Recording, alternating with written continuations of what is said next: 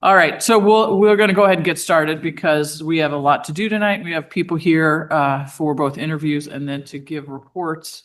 But I know our council colleagues will be joining us. I'm sure it's just the early start time that got us a little bit behind here. So we're gonna start as we often do, or almost always do, with board and commission interviews. We have two residents here to interview for the Green Space Advisory Commission. Because we do have a vacancy there. For those of you who don't know, Liz James has resigned from Green Space Advisory. So for both of you, I think I'm going to guess who the two of you here, you're almost the only people who aren't commission chairs and work for the city. So all we're going to do is ask you to come up and explain why you might, in a couple of minutes, why you might like to join the commission and what you think might bring to it. Nothing too difficult. And I'm going to start in the order on my paper here, and that is with Debbie George.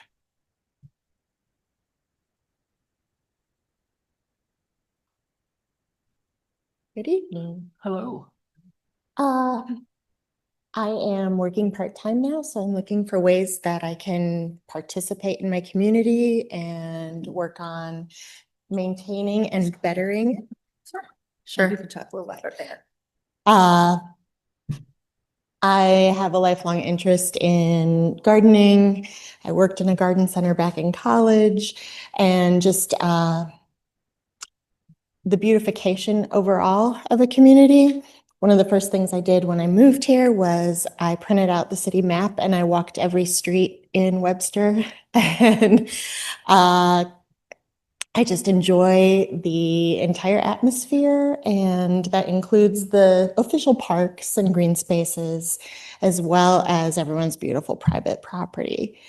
I also have a lot of secondhand knowledge. My husband is an arborist for an exurb community and has been so for over 30 years. So we walk around and do plant identification for fun. I try to do native plants and things like that on my own. So it's just something that I have an interest in and thought that I could maybe lend my interest for the betterment of our community. All right, sounds good. Are there questions? Nope. See, that was not, we didn't make it hard at all. So thank you very much. Thank you all. Appreciate it. There's actually competition, Ron. Sometimes we don't. Like for your commission.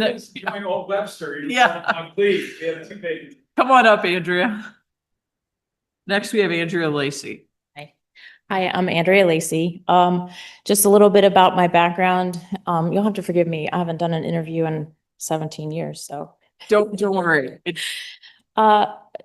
We moved here in 2010. I had just had a kid. My background is multifaceted. I finished up a landscape design certificate at George Washington University in the summer of 2008, right before we moved here a couple of years later. So, and then I found myself having children, and I spent the last 17 years-ish raising those guys. I've worked with friends as well as my church and with plant placement and design a little bit here and there. In 2018, I was awarded one of the grants for the Rainscaping Cost Share Program through the Deer Creek Watershed Alliance to help mitigate the water. You could probably drive by my house and see it. It's for many people, it may not be their particular flair taste, and I find it wonderfully native and a great place for the wildlife, although the bunnies right now are killing me because they won't let me have echinacea or any of the other plants. But I really would love to. Webster's been my home for the last 16 years, and I'd love to be able to give back and help create an environment with natives and sustainable design, and see our beautiful tree enhanced city even more beautiful with lots more plants. All right, questions? I'm also a GW alum, so hey, yeah, from a long time ago, longer ago than you. Okay, so what will happen is we'll have a conversation later and Katie will get in touch with you. Actually, one question, Andrea, my note here says that you might also be interested in Traffic Advisory Commission. Yeah, well, I live right down on Webster, on South Elm, so. Okay. Right at the light there, so. Okay. Right, because sometimes if we have multiple good candidates, we try and work it so we find placements for everybody. So thank you very much. Thank you. And so I will just say to you, Debbie, if you see another commission that you might be interested in, will you just let Katie know? And then that might be able to help us a little bit. You all are free to stay, but it also would not hurt anyone's feelings if you decide that there are other things to do this evening. Sure. All right. Thank you. Is there anything any member wants to review from the regular agenda? No? Okay. We're gonna move right along. We'll skip, no, actually, we're not gonna do that. We're gonna go ahead and do updates. Katie, you know exactly what I was thinking too, don't you? All right, would you like to start, please? Thank you, Madam Mayor. I went with Pam Bliss to Madison, Wisconsin last week for a really fun road trip and super educational opportunity. So thank you all for affording us that trip. It was incredible. It was the Midwest Climate Collaborative. Learned a lot about net zero buildings. Learned a lot about community building around these issues and why it's so important to include everyone in the process, and still like bursting and bubbling with excitement, inspiration, and ideas. Excellent. Yeah, that's it. Do you want to add anything to that, Pam? Yeah, and then I have something else. But yes, I too attended the Midwest Climate Summit. We had a really good day and a half up in Madison. Part of my learning included a half day, really cool bike tour of green infrastructure in the city. And that it was mostly streetscapes, but also included bioswales, rain gardens, expanded tree grates, pervious pavement, bioretention ponds, restored wetlands, and green roofs. And so it was cool, other than even with the tour, noticing these things that are throughout the entire city. And then the other thing I attended was about local governments and what actions we can take.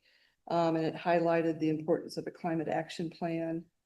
And I would say props to us for having a greenhouse gas inventory, which is already usually one of the first steps of a climate action plan, and that we've got a greenhouse gas inventory to work on. And then also Old Orchard met last week, the Business Commission, and you'll hear from them more tonight. They've got a lot of changes to talk about.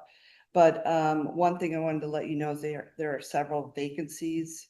And now that they have two organizations to man or woman, they are really in need of finding qualified associates and members to join those. And so if you all have any ideas, please reach out to them or reach out to me. Starting to think more about the larger organizations there, such as Bethesda, Nearings Hall, Commerce Bank, some of those more national businesses that could be part of our commission. So just so you know, I have a request into NARIX and I have a request into Webster University as well. Excellent. And then we thought about Telly Tire too, because they are out there already and maybe they can join us. That's it. All right. Emerson?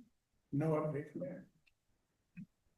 Had green space and plan last night. For green space, I think the most time sensitive thing is tomorrow is the Webster Groves Arbor Day celebration. Ivory Crockett Park, there's going to be a tree planting at 5. And then there's the Arbor Day main celebrations at 5:30. I think I'll be there. coming. I'll be there also. And then afterwards it's followed by an eco ed. So should be a great event at Ivory Crockett.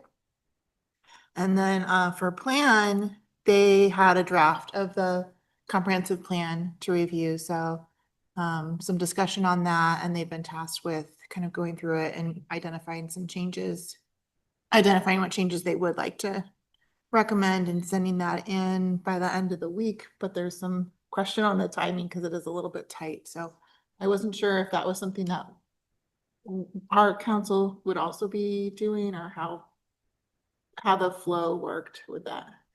So I think there may have been a little confusion with Plan Commission conversation. Uh, So the plan will be coming. Lakota will be present in person. That is date sensitive. We're still working on that. It's shifted a couple of times. Lakota is available. We will probably have it sometime in July is what it's looking like. However, depending on what Plan Commission does, because I understand they want to have at least 2 meetings, which is reasonable, that may push City Council getting it back until later, which is fine. We had not anticipated it coming to council until August, September anyway, so we're a little ahead of the schedule. In terms of that, this really is the final draft. So there was a lot of big conversation and changes, and so it'll be interesting to see how that moves forward. At this point in time, as council knows, there's been a lot of public engagement around the comprehensive plan. The ambassadors may have met this morning, if not this morning. Thank you. I'm a little off on calendar. So they have been involved in that process all along as well. So anyway, all that to say is there's lots of comments coming in. I'm not sure that those will all make it to the actual comprehensive plan stage because we are at the final. Because we already did a round of changes. And so I wasn't sure like if this was an official second round or if this was just like a final look for anything big or kind of what. I think it would be the major things because there's been several rounds of changes and we Okay. really are nearing the end of that. So thank you So for official, asking. there's not like an official need for council to get responses to anybody by the end of this week. No, there's Okay. not. Council will have additional time separate from this. Apologies. Okay. That probably was just a really short answer. So you all can have that draft. I'm reluctant to share it with you at this point in time because they are incorporating what they've heard from the Ambassador Steering Committee. They will incorporate what they've heard from Plan Commission to a degree. And they also received a batch of staff changes. A lot of them are just technical color, font type changes, making maps larger, that sort of thing. As soon as that version is ready, council will receive it, and I guarantee you'll have at least a month with it. Great. So just to finalize or fine tune timing here, then the expectation is that first week of June would be planning second meeting. Unless they have some reason to hang on to it, it would then move to us. Correct. I think there was confusion yesterday, on kind of what their role was and what the role of last night's meeting was. Cause there wasn't a presentation. It was just kind of loosely talking about the 200-page document. Okay. So the idea was that Lakota would be presenting on June 2nd, I think, and then there might be some follow-up questions from plan based on the presentation. So then we are potentially talking about a July Plan Commission. And are we asking the Plan Commission to make a formal recommendation to us? Yes. That's what I thought. I just wanted to We make are. sure. Okay. So they need to have plenty of time to make that formal recommendation. Okay. And in terms of last night, I'm not sure that the Plan Commission, which staff will clarify for moving forward, I'm not sure they recognized that they had the draft in their links to review. So the objective is for last night, as I understand it, was to have that preliminary conversation with Plan Commission staff to take that feedback back. And then for the next meeting, the Lakota to actually present the plan and the major highlights of it. Thank you. Okay. Mr. City Attorney, anything from you? I don't, Mayor, thank you. No? Mr. Mayor. All right, Katie? I just have a few things. Did get to participate in the Eden anniversary celebration, which is marking 175 years, and 100 of those have been here in Webster Groves.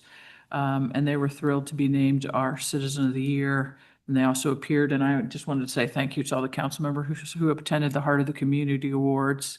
I did go to Jeff City last week to testify against it's actually the exact same version of Better Together. And it's not that I don't think there's any room for consolidation and working together and things like that. This just isn't the vehicle. We've already defeated this one. There's some better vehicles that are out there that I think are worth talking about, and I'm sure we'll hear more about them over the upcoming months. Then actually, Councilmember Hasselmeyer and I, again, I'll speak for myself. Every time I go to the high school, my faith in humanity is strengthened. AP Government's doing their presentations on local issues, and they were fantastic.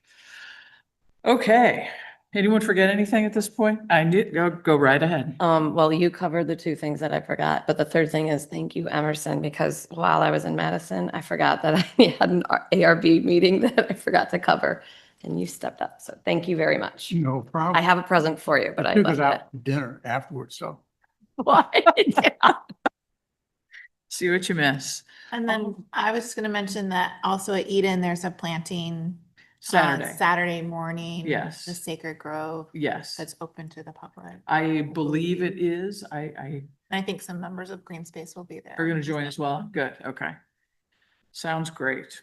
All right, let's head on to our board and commission annual reports. Tonight, we're going to hear from our business-related commissions. And just so you all know the lineup, we are going to start with the Business Development Commission, then Crossroads, then Old Orchard, then Old Webster. All right, so Chair Tammy Bain, please join us, Business Development Commission. Good evening. This is really, And actually, I'm sorry to stop you, but so just a few minutes, we've all gotten the written report, so you don't have to go through it line by line, but Great. please introduce what you want and then we'll probably ask some questions.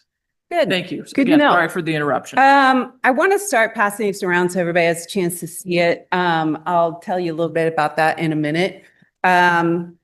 It's been a very exciting year for the BDC. We've accomplished a lot of really neat things. Just to quickly go through it and let you know how things evolved.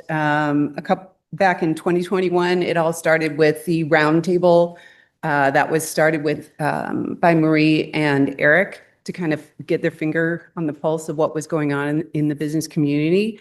But that resonated so strongly with all of our businesses that people still talk about it today.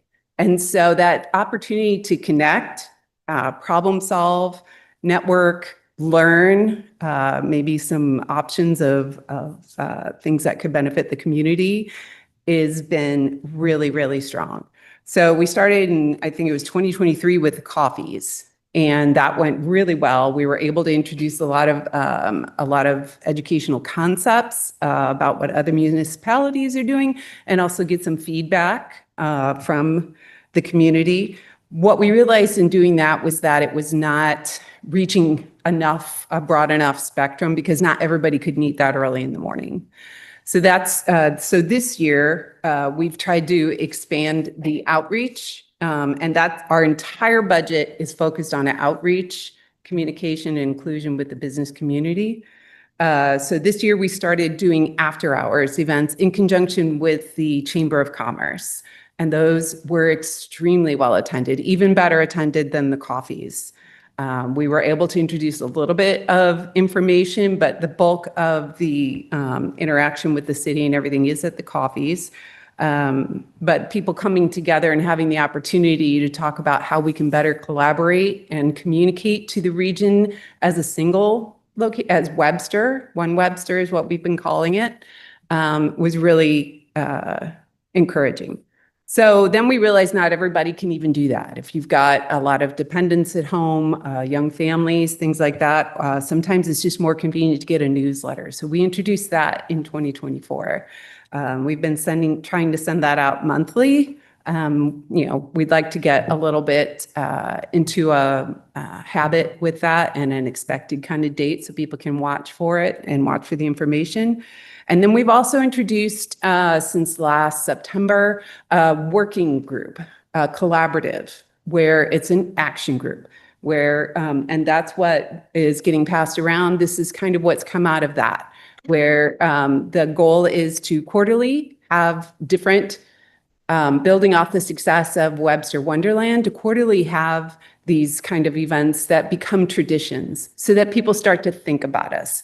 First of all, to start to bring them in on a more regular basis year round to shop local and to these small independents, but also to then build off of that and further down the line become, I was talking to Council Member Hassemeyer the other day, we want to be like in the top 3 when it's the top of mind. If you've got something that you're like, I'm not quite sure where we want to go, where do we want to go to eat? We've got some visitors that came into town, or maybe we just kind of wanted to go on a small adventure this weekend. Let's go to Webster Groves. they had these really neat things that they did. They did this fall fest. They did this Webster in Bloom. They have like jazz concerts and street dances and, Webster in Wonderland. Let's go see what they're doing year round. We want to become a natural top of mind to people. If you'll notice in those, there's a list of all the businesses that are working in these collaborations. There's over 34. We just started this, and over 34 businesses are participating, sharing it, and we're starting to get some nice traction on that. And we're also looking how can we incorporate some of our cultural institutions. So one of the things that this working group is going to be doing next is trying to collaborate with our artist community. We've already spoken to the Arts Commission about an initiative called Make Your Mark, where businesses would commission a local artist of their choice to make a stamp. This is inspired by temples in Japan, where you can you get these little passports that you stamp with an artist designed unique piece at each location. And so the idea is to try that out in Webster, where artists can either reach out to a business that they admire, or businesses can do a call out to see who might respond, and have this passport that you can frame it, you can just kind of keep it, you can, some ideas were maybe to have it so that it could hang. But it's another way that we're trying to bring in more of a broad section of what's going on around town. We'd like to also start talking to the rep and the university, things like that. Maybe incorporate some form of the performing arts. I think that kind of covers what we're working on. We're looking at it in fours. So we have the 4 different ways that we're reaching out to our members of the business community. And then we have quarterly reach outs that we're trying to do to push out to the region to increase awareness. There was a really big deal, what the success that was seen when STL Made did that shop local push right after COVID. And we're trying to see how we're not going to get to that level likely, but we'd like to start getting some more momentum on that year round and not just at the holiday season. So that is why, and included in our budget is if we needed to do any kind of education and mailings and printings to send out to the business owners regarding any type of ballot initiatives or education that may come along in relation to those. All right, questions, comments? Yeah. I have a question, Tammy. Can you explain a little more about in your budget, the funds that you're requesting for the hospitality outreach, like your coffees? Those aren't that Sure. expensive, but the Right. logic behind the happy hour collaboration with the chamber and why that number increased a lot. Yeah. So we found that when we reached out to restaurants in our community, it only makes sense to hold these type of after-hour events in one of our local businesses and venues, that they had a minimum for those types of events. And we can share that with the Chamber of Commerce, but we think it's also only fair to pay fair market value, that this isn't a donation. We can't call ourselves a business development commission and then ask for handouts. If they wanted to, add a little bit, throw in a little freebie or something just to make it special and to reflect who they are to everyone, that's completely by choice. But that's the reason why there is a significant increase in that, because in order to have these very well attended, robust after hours events, it costs more than a coffee. So I have a question about budget as well. So the format doesn't lend us to understanding how it's allocated, right? You have 10,000 and then you just listed for us the events. So talk to me a little bit about what of that budget do you think would be for this outreach over ballot initiatives? Because to be honest, I'm Sure. not certain that that really is your responsibility. If And we, that's fine. if we as a council say we're going to send something to the voters, then, I think that goes well beyond the BDC. Sure, yeah. At the time when we were formulating this budget, we were Yeah. told that if that comes along, that's something that we would have to have in our budget. So it's fine if it's backed out. As far as the ballot initiatives, it was for printing and mailing, and I think it was $2,000. Okay. So if I'm going to reverse engineer this budget then, the last year's budget was at 4,000. This year, then you're asking for 10, 8 then, would 8 cover? Are we talking about, we need double that for the additional cost of having these after hours events, do you think? I think 4,000 is an appropriate amount because it's twice a year. We're alternating, we're doing coffee and then the after hours twice a year. I think 2,000 is a good amount because it also leaves a little bit for inflation as things are changing right now. Just a tiny bit, but it would be matched by the Chamber of Yeah. Commerce. Okay. I'm just trying to figure that part out for myself. Oh, sure, sure. Okay, all right, thank you. Other questions? I do, I have a general question for you, Yeah. and I'm gonna ask everybody, so the three Okay. who are chairs who are here can also hear this. One of the things that I'm not gonna speak for anybody but myself, I'm struggling a little bit with these budgets this year is, and it is less so about the BDC as it is about business districts. What is the balance between, or when is it appropriate for us as a city to be subsidizing business activity?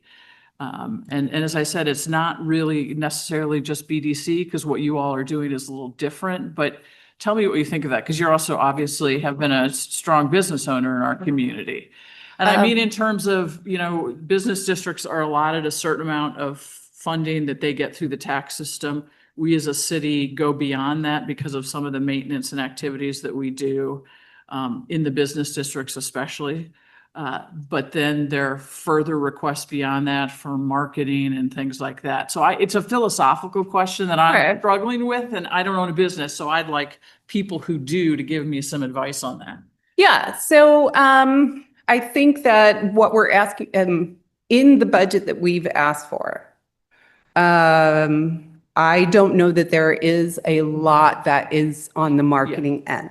And to be We honest, I'm do- using a little bit to telegraph to the three Okay. business districts, so they're not surprised necessarily Sure. when the question comes up. I would Yeah. say that actually the spend that we're looking for to bring people together. I mean, you see the poster that came around. That had nothing to do with the city.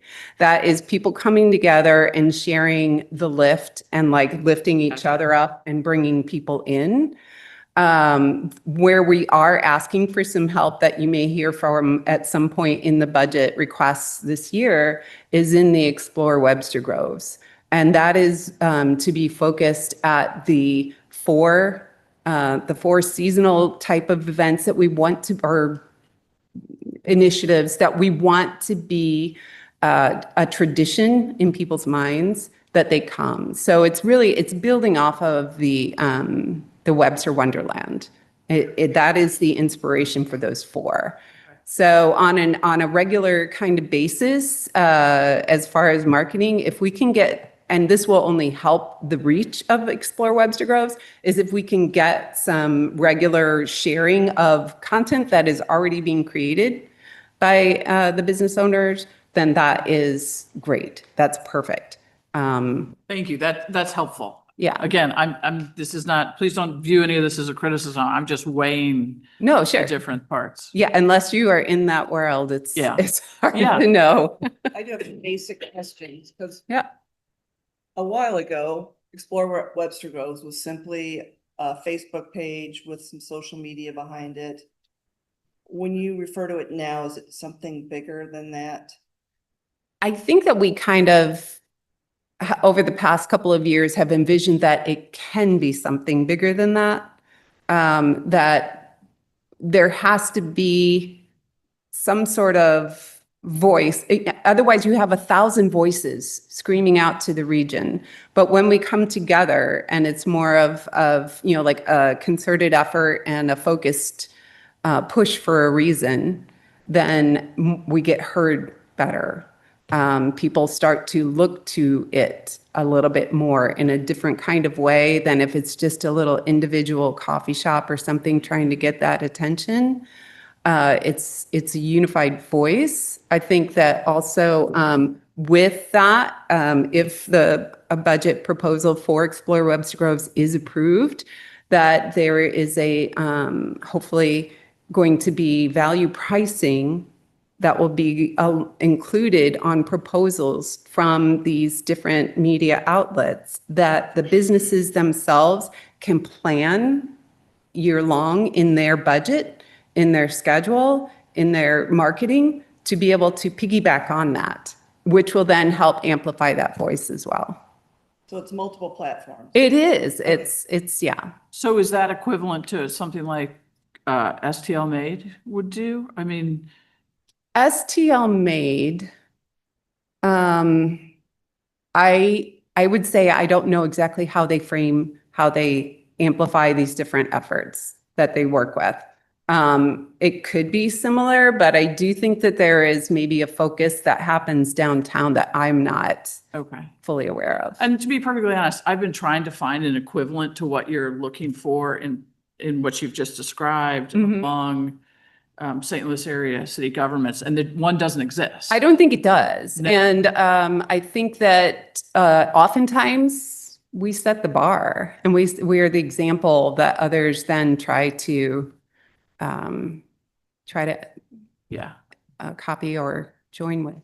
I think the other answer is people don't house that within city government. They have things like trade associations. And they that might, do that. they might. So, Yeah. and that's the challenge that we face here Yeah. right now is we have these different remnants of municipalities that existed long before any of us with their specific taxing and the rules for how things are spent. Yeah. So what we're trying to do is come together as a whole Webster, and the way things are today is definitely, I feel very confident now how things are going to be moving forward. You know, that we're in a pivotal evolution of having been completely separate, where, areas that are not part of districts were kind of left out of discussions. Right. And are trying to find their voice now, that we can work towards this. What does it look like? I think that those beginning discussions and, like some of the lovely things that Eric brought to the table for the BDC to consider, like CIDs and things like that, as we're going through these discussions and finding out what's the right match for our format, for our city and things like that, we may find that down the road there's an economic development something, or that there is a Webster-wide trade association. But we are right now in that slightly messy middle part where we're evolving into something better. Great. Thank you.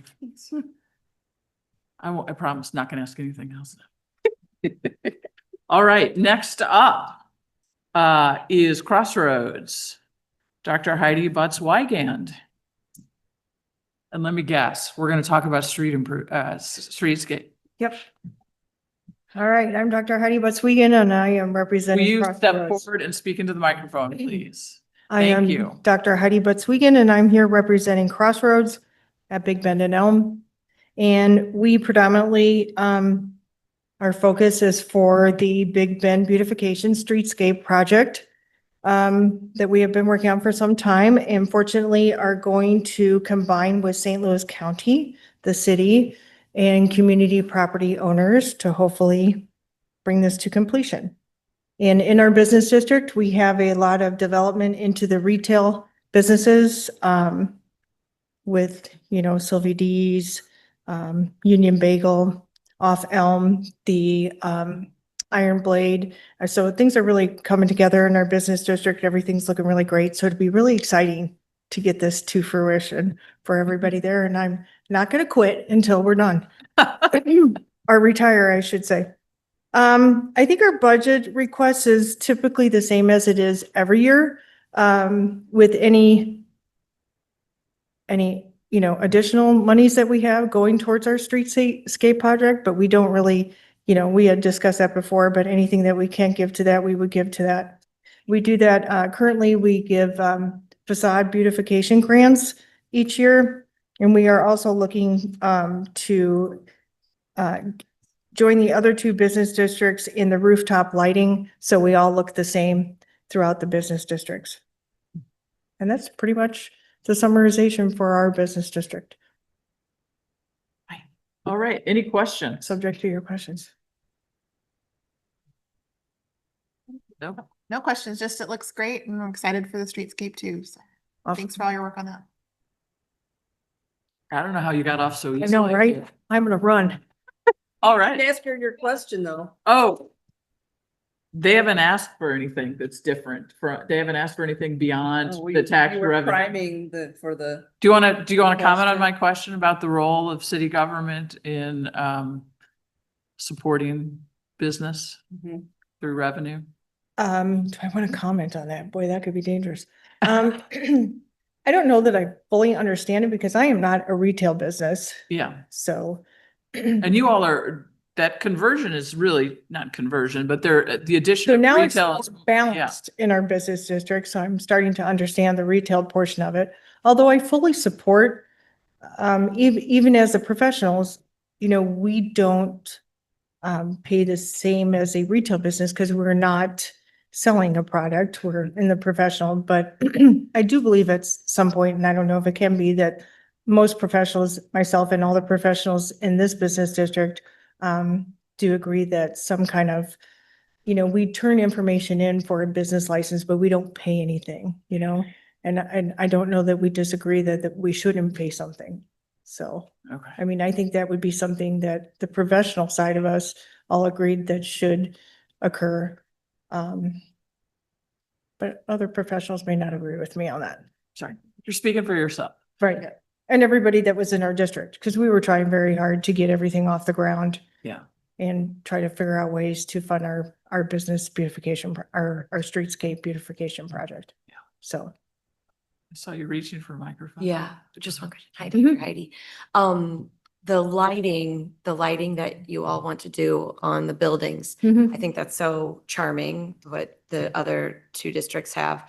I just want to, like, at the beginning, and this is like not anything that needs to be paid attention to right now, but in the long term, like for months, the migratory months, in kind of adhering to dark sky, to turn the lights off those 2 months. And then I'm always curious to know if the lights stay on all night. I don't know.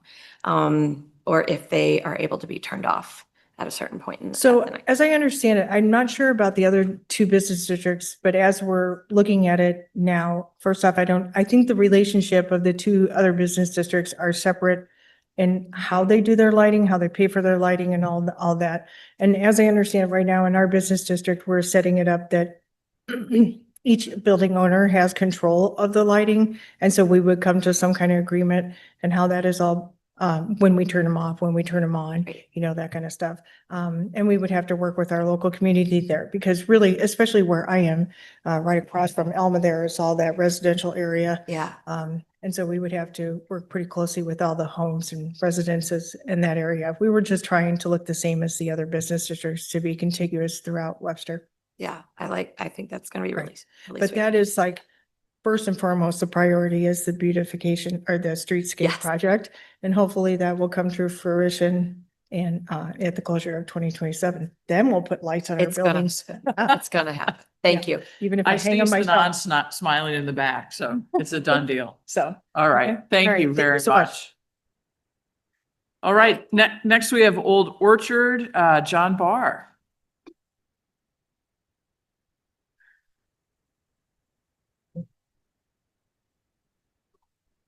Hello, everybody. I'm John Barr. Is that good? Well, when you were leaning over, Okay. Wes, can you talk a little louder? And All right. I don't want you to hurt your back. Hi, everybody. I'm John Barr. I'm reading for Old Orchard, and standing in for Angel. and Holland Saltzman, that's the president and vice president. And so getting to it, 2025 events, I kind of break down what we do into a couple different things. We have our events, the gazebo series, the trick or treating, and the holiday festival. And then we deal with our infrastructure. That can be bike racks, the banners, flowers, the facade grants is something that we've put up. We give 2,000 if you re-beautify your front of your building. And we've given out a couple of those, not many. But then also the building lighting that everybody's doing. We also this year spent time splitting off the MBAOO, that is the trade association that we reinstated. That's the Merchant and Business Association of Old Orchard. And got that reinstated and activated, or at least it's on its way. For 2026, we're going to continue doing rooftop lighting, installation and repairs, aid and support marketing for the district, especially during the construction on Big Bend. And then continue to support the MBAOO, which is just getting started and has quite a few steps in front of it. And then we're going to investigate lighting and signage on the north side parking lot. And so I think protecting parking is something that I brought up, or investigating how to grow and protect parking. So investigating that is one of our initiatives for 2026. And our 2026 budget request was to continue most funding as in 2025, except for the MBAO split off and initial funding. I've been doing this 7 or 8 years, and it's kind of this Old Orchard is kind of the same thing each year. There's not a whole lot new going on. The split off added the excitement this year and is giving us an opportunity to maybe bring in new people. And we just voted to take our meetings from every month down to once a quarter because we can't get anybody to join and we haven't been able to have a quorum. And then we split what was one group into two. So now one group we couldn't, and Angel and Holland are 1.5 feet out the door, and I'm pretty busy. And so we went from having nobody to 2 groups with nobody. And so we're working on that. And I think that more businesses will be interested in the trade association, but over in Old Orchard, especially, the businesses are pretty small. There are a lot of mom and pop, I think they already struggle to just be there for our community. The businesses, especially the 14 or so businesses I've curated into spaces. I know that it's a struggle for them. And giving tons of time to volunteer, I don't think when I talk to people about it, they don't seem like they have the bandwidth for it. So once we get that trade association group going, we're looking to do some new things. It'll continue to do what was already in the OOSB. It'll continue to do the gazebo series and the holiday event and whatever. Well, we did a fall event, craft event or small business event several years ago privately through Civil Alchemy, and looking at resurrecting something like that again. If anybody ever attended any of those, there's 2 years in a row we did that before the pandemic. So that's another event we're looking at doing to just get awareness and bring people into the district and get more support for these businesses. The more people we can get in, the more parking we get in, the more those businesses make money, the more tax dollars they make, the more people in the area around it want to live and be in that area, the more housing prices go up, the more taxes they pay, the whole circle of life of our business. So we're trying to, just in our little core, get that going and keep it going. All right. Questions? I have others before that, but I thought I'd give some other people a try. So, John, this is a big chunk of money to help get the trade association on its feet. Mhm. and you all are carrying a big reserve. So Yes. why should general fund money go to stand up the trade association rather than using Old Orchard's reserve to do that? I did get to speak about that recently, and I do think I think that's really what our intention was when we Okay. requested it, was that it would come from that reserve and not Gotcha. necessarily from the city. Okay. Because that 'Cause there's- makes a lot of sense to me. to There's do it a that whole way. bunch of money to spend there, and I Yeah. think this year, Yeah, I don't know, there's 160 or 180, maybe. yeah. I can't And read the tiny print, I but think you're, getting parking, marketing, and anything to help the businesses. I think that there's a lot, we're going to see turnover over the next couple of years in some of these smaller retailers, and the safe and easy landlord and gamble is service businesses, that don't pay as much in taxes to the district and to the city. Lawyers and Edward Joneses and dentists and all those people are really secure tenants who can pay rent, and they don't need to have lots of parking that for a retail or restaurant to have parking to generate income for the business, to generate taxes for the city. We have to invest into the parking, and otherwise Edward Jones only needs 10 people to come through its door a day. Frisco, to make its money, needs 500 a day, let's say. And so that's one of the things I hope to work on with everybody. And those events is another piece of that. The Civil Alchemy event was, I think we asked for 50 out of the fund. But like the gazebo series, we end up really breaking even on it. And I think our intention would be to break even on it, and yeah. through sponsors and whatnot. Okay. I'm curious because I may have missed this in the other business district budgets, but you've got advertising. There are things in there that aren't technically advertising. So I'm not sure. I like seeing the breakdown, but staffing, insurance. But those are trade association things, I think. Are the staffing and the insurance under the trade association support? I believe that the staffing is paying for our city representative or for our secretary. Business district. Okay, Correct. Okay. all right. And then, but I think we're also, the MBAO is going to be paying her also. Okay. I don't know exactly how that all broke down. Okay.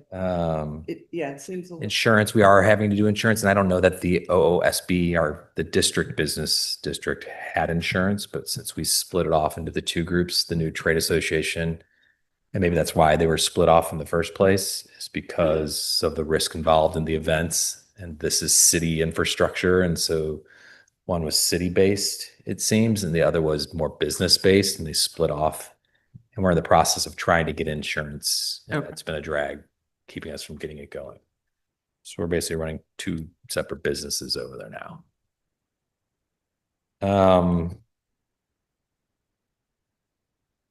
You want us to take a stab at my philosophical question about sort of Sure. when is it appropriate for us to use general funds to support marketing, advertising, those kinds of things? Or if it is, I guess I said when. And some of this isn't really about the budget, right? Because some of this is it is the tax revenue that you generate as a business district, which needs to go back to the businesses.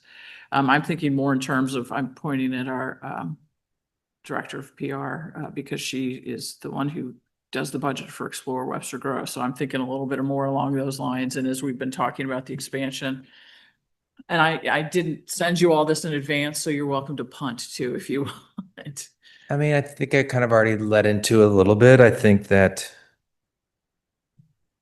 we have a unique situation with the three separate districts, and that, but in general, it seems like we should produce taxes and the city should produce and support infrastructure and maybe some marketing, right? Ways to help bring people in to produce more business, to produce more taxes, and the whole circle. So it seems I don't know how to describe what that budget and how much it should be. I don't know enough about your all's budget, but from a private business owner, I would say you should be spending a lot, right? But there's also parks and schools and all the other things that you guys have to figure out, which is harder than my budget. So, but as much as you guys want to give, we will take as small businesses. I can speak for most businesses, I think there. Any other questions? Thank you very Thank much, you. John. Appreciate it. Thank you all. And last but not least, Mr. Ron Clip, the Old Webster Commission. Hi, thank you. I'm Ron Clip. I'm the co-chair for Old Webster Trade Association. In 2025, you already have our list here, but things that we do to put on to help generate support for the city and bring people into the area. Well, we put on Webster Street Dance, Webster Jazz Festival. We continue to help support by beautification of the area by having the plants put in and such like that, which we pay out of our budget, which is also in collaboration with the Parks Department, of course. They do a tremendous job. We're very grateful for everything that they do. And we really want to make our city and our business district a good destination point for all people to come to in our area. I think that what we've seen over the last couple of years is that in the last 10 years, especially, there were many vacancies in Old Webster. Now there's not one. It's just, you can go out there anytime. Of course, I have a business right on Lockwood, which now parking is a problem because there's so many people. It's a good thing. It's like people don't mind walking a little bit, so it's not a big deal. But it's a great thing to see that all the businesses generating this tax revenue for the city. So. In 2026, our goals are to complete. We have some old parking signs. Were decorative parking signs. They're 20-something years old. They're faded. They don't look good. They're bad. We've been working on this for a little bit of time. We've had some reduced revenues in business licenses, tremendous reduced monies for some reason. Gregory has been trying to help us find this money. It doesn't make sense that it should be so much lower than it is. It's quite a bit lower. For examples, in 2021, which was, we'll say that's a COVID hangover year a little bit, it was $37,000. 2022 was $49,000. 2023, $24,000. 2024, $22,000. So those are monies that we are somehow not getting. People aren't paying. No business is doing worse than they were, I don't believe. And so Greg's trying to help us with that and help eliminate or try to figure out that and hopefully get some of that increased revenue in for us to help us out with some of these projects. Other things that we're going to be trying to do, besides replacing those signs, we're going to install some new marketing signs. The signs are already there. We had some issues with some cars hitting them and stuff over the years and some vandalism. These are little Wayfair signs that just point to businesses really, let's say, over at the Novus building area, down Pacific, and areas where these businesses don't have a storefront on Lockwood to help generate, to tell people, hey, they're down this way. And so you can find them easier. That's very minimal for the budget. Shouldn't be much at all. We also are continuing to financially support the street dance and Old Webster Jazz Festival, of course, along with the Trade Association, which also we donate money to the BDC for the open house or Christmas walk and such to help promote Webster Groves in its general. We're going to continue to try to repair our rooftop lighting. We have quite a bit of it done. Before Renee left, we were working with Show Me Electric. I believe they were working with Old Orchard was the plan, and they were supposed to be finishing up there this spring and then moving over into Old Webster to help us complete that plan. That's one of our asks from the council. And then we're going to continue to support employee parking in our district. So we have places for customers to park. So So we have a special request for our 2-hour parking signs. These requests are really because of the fact of our lost revenue and our general funds just going down and down and down the last couple of years. So we have a request, which you have the handout for there, for the 2-hour parking sign replacement. There's a total of 31 signs in total. Those signs have to be taken down, basically sandblasted or chemical process, and then revinylized or vinyl put back on there. And hopefully we can get 15 years out of those at least, if not more, again. And then we also are asking for some help with our rooftop lighting that we want to continue to do. Again, we are low on our income, and so that's the reason why we're asking for the ask that we are. Ready for questions? I'm ready. Anyone have questions? I'm going to ask the same reserve question. That's- You all have about $88,000 in reserves. Why general revenue funds for these two projects rather than taking the 22 or so out of the reserves? And we can do that. Of course we can. And I don't know that those reserves are, I haven't seen this latest report. We had some, of course, some turnover here, which we haven't gotten the latest data on what our business licenses were going to be for this year. Yeah. Business licenses in 23 and 24 being so low. The reason we were asking for this request is because we were doing this in January. And so I don't know what they are as of right now. Okay. So there's, if all those funds came in and they're back up to $50,000, we don't need any help. If they're not, that's where we may. Do you know, and I know this is an unfair question, Ron, when the last time you all spent reserves was? We've dealt in reserve quite a number of times. Okay. We put in the LED streetlights along all on the streets and such. We're constantly looking at spending the reserves. Like, and if you look at our budgets for the last couple of years, we've dipped into the reserves. The bottom line is we haven't used those, and so that's we try to be as frugal as humanly possible, and that's our main goal as always. But we, like for our rooftop lighting, we were dealing with our old company that we were dealing with. They were very unresponsive. We had money set aside for that, but then again, we just didn't spend it. And so it's more of a safety cushion. It would, if our money is coming in, I think we're okay. Okay. Absolutely fine, Okay. and so that's the kind of the case there. All right. Questions? Other questions? I do have business license questions, but maybe we should wait for Gregory's. Yep, Maybe. probably should wait for Okay. him for that, unless It's come up a couple times. he wants to do it now. Questions as best as I can. Well, how about this? You come on forward. You can sit in the front row. Are there any other questions for Ron about Old Webster at this point? Okay. Thank you very much. To answer to your question, I had an answer. To that question. I'm sorry. I don't want to sit up Go and right talk ahead. any longer, keep it any longer than. Apologize for not That's answering. all right. I don't think that this is the city's responsibility to support any single business at all. But business districts in general, what makes a city thrive and makes it pop and what makes people want to live in Webster Groves is the business districts.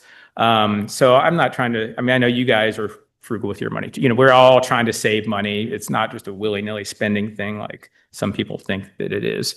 But I do think that it is, you guys help out more than the budget shows. There's more, Parks Department and our plants and stuff, it's more than what they charge us. We understand that. But I do think it is great that we can work in collaboration with each other to help bring people in and make Webster as a whole city a thriving place and where people want to live. You can't buy a house here. And that's great. It's fantastic. Those areas drive up, your real estate taxes. Mine are gone up tremendously this year, which I'm not happy about, but I live here. That's what it's going to have to be. So. All right. Thank you very much. Business license question? So Gregory, I'm curious about I'm hearing kind of some conflicting things and what is the process for collecting or notifying business owners about their business license renewals? And So we send out renewals every single year via mail and to notify them that the renewal is due. And in the process does include, although for various reasons, we typically notify them again via mail that they're late and have not turned in, April 30th being the deadline. So do those notices tell you what they owe? they do not, and the reason for that is because according to the city code, our business license is based on gross receipts. So your 2025 license, for example, is based on your total gross receipts from 2024. So if you made $1 million, you owe X of whatever dollar, but we do not know what that amount is. So, And what is the date? When is the renewal due? so we sent out this year, we were on time and sent out the renewals in early January, and we started assessing late fees on May 1st. So any that come in now for this calendar year will be assessed a late fee. We have a number of delinquent business license for previous years and some that go back quite a while. So Okay. Thank you. How are the late fee, like is late fee a percentage or a flat amount? it's for each month late, it's 1%. So in May, it's 1% of the license fee. In June, it's 2, et cetera, capped at 25%. But if we don't know the amount, are we saying we don't know the amount of their gross receipts? So that's why there's not an amount on the, That's why there's not an amount. so how do we know how much to? They provide their gross receipts and then we calculate the fee owed see. and then we add an additional percentage for the late fee. Okay, That's how that's done. but they would have had to have provided that number before you could calculate the late fee or the Correct. regular fee. And this is this is non-retail businesses, correct? Or is this? No, this is for retail. So Okay, businesses that sell goods. So if we use Schnucks for an example, the majority of their things, fall into that classification and they would have to, that would be included in their grocery receipts. So based on whatever that number is for that particular location, then there's a calculation. So they would have the fee that they owe to the city, which goes into the general fund. And then they would have an amount that is assessed for being a part of a special business district. So each Crossroads, Old Orchard, and Old Webster, there's a fee assessed on top of the regular business license fee that then is allocated to the business district to their respective funds. And then north of the railroad in Old Webster, there is also a fee, that calculation is different from the other three. Okay. So all of it is set by city statute within the code. So that's how that works. For service organizations that was being spoken about before, certain professions are exempt under Missouri state law from being assessed a business license fee. However, if those particular exempt professions have business on the side or additional business, so for example, the Webster Groves Veterinarian Hospital, they're exempt for any veterinarian services that they provide. So all of the income that they receive for veterinary services is exempt. However, they sell shampoos and collars and other things for the animals. That is not exempt. So they have to pay on that, but it is their responsibility to tell us well, this is how much we made on this stuff. Mhm. And then the fee is assessed on that and the rest of their income is excluded. In addition, if I may, and it's a lot longer answer than you were expecting. 2022, the state of Missouri passed a home-based business exemption. There's a variety of things that that business has to comply with. However, if they are strictly based at home and they're residents, and they meet all the specific qualifications, which generally have to do with you can't set up a storefront in your front yard or something like that. It can't be visible from the street. You can't have too many people, can't violate the occupancy. Then those businesses are exempt as well from being assessed a fee. Although the state still expects us to check whether or not they've paid their sales taxes. So it's kind of, we're more in it's a difficult, that's more difficult to manage. So. All right, thank All you. right, thank you Any other- very much. Welcome. All right, so that closes out our reports from the business districts and the Business Development Commission. Yes, sir. Yes, please. You're going to have to come to the microphone before you, yeah. Go ahead. I just wanted to say one more thing about business licenses. So I've been in business since 2004. And all these businesses, I of a new business may not know this, but I know that my business license is due on April 30th. You just know that. You know taxes are due on April 15th. And there's just no way that the business licenses are half of what they were Right. by businesses that have been here a long time. They can't just plead ignorance. So I just wanted to say that. Thank you. Yep. Thanks, Ron.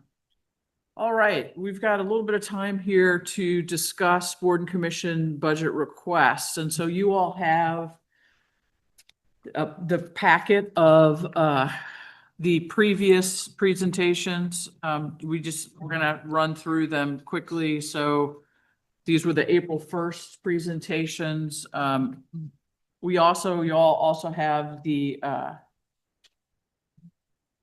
chart that gives the comparison of this year's budget and the budget requests.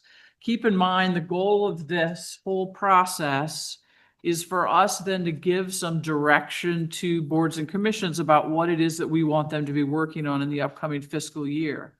So they've given us here their work plan. So we're going to go down this list and we don't have to discuss in depth the work plan, but if there's something that you think we need to talk about that should be emphasized, if there's something one of these commissions suggested they want to do that you think we shouldn't be having them do, now's the time to raise it, because I will then, in conjunction with the liaison for the board or commission, write a letter to the chair to be shared with the commission that will tell them not only what their budget allocation is, but also our reaction to their work plan. All right, any questions before we get started? All right, traffic advisory. Right, and so if you're the liaison and you are so moved, feel free to summarize some of this. For the big item here for Traffic Advisory Commission is that they would like to this year work on a crosswalk white paper is what they're calling it, to do some studies into best practices for crosswalks to then share with staff and council. It's a little, I think the idea is it's a little bit like their parking proposal, but maybe not as formal of a policy as that. And their budget request, I believe, is the same.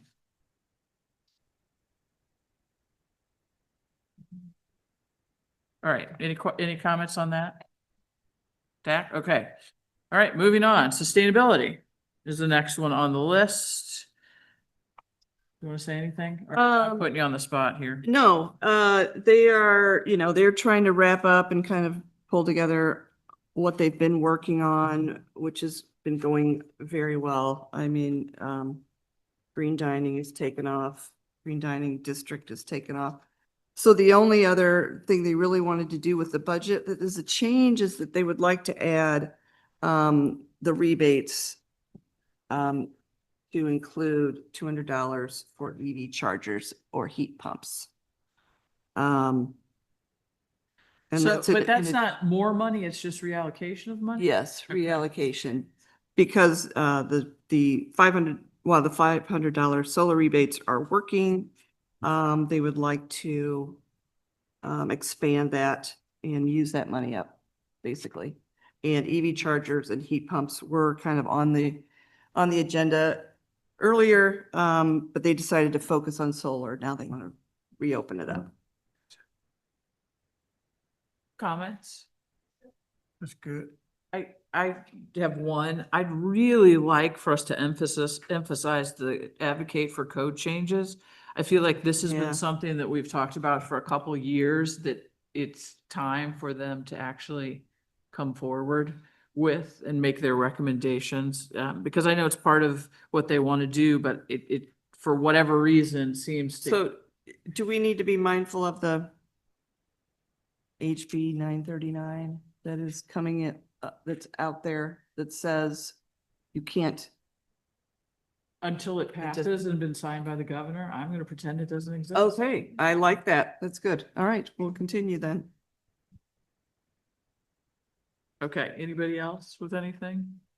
Well, one thing I will say is, I know that some of these are related to, I just want to make sure I will, if you all are okay with it, I want to name the greenhouse gas inventory as part of what they should be talking to us about, Yeah. right? They're the ones who led that study, and so, you know, they have helped reduce energy use at city buildings, and I think that really comes out of the inventory itself. Yeah. Yeah, kind of talk about it in the long-term project. Yeah. Maybe move that forward a little bit.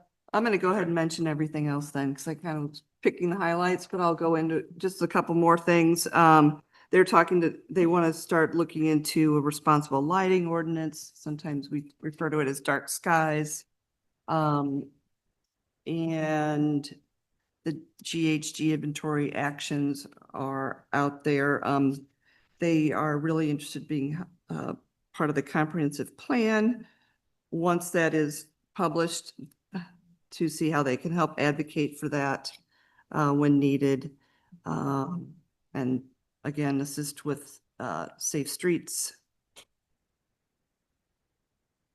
And those are just some other smaller things. Yeah. None of those require money.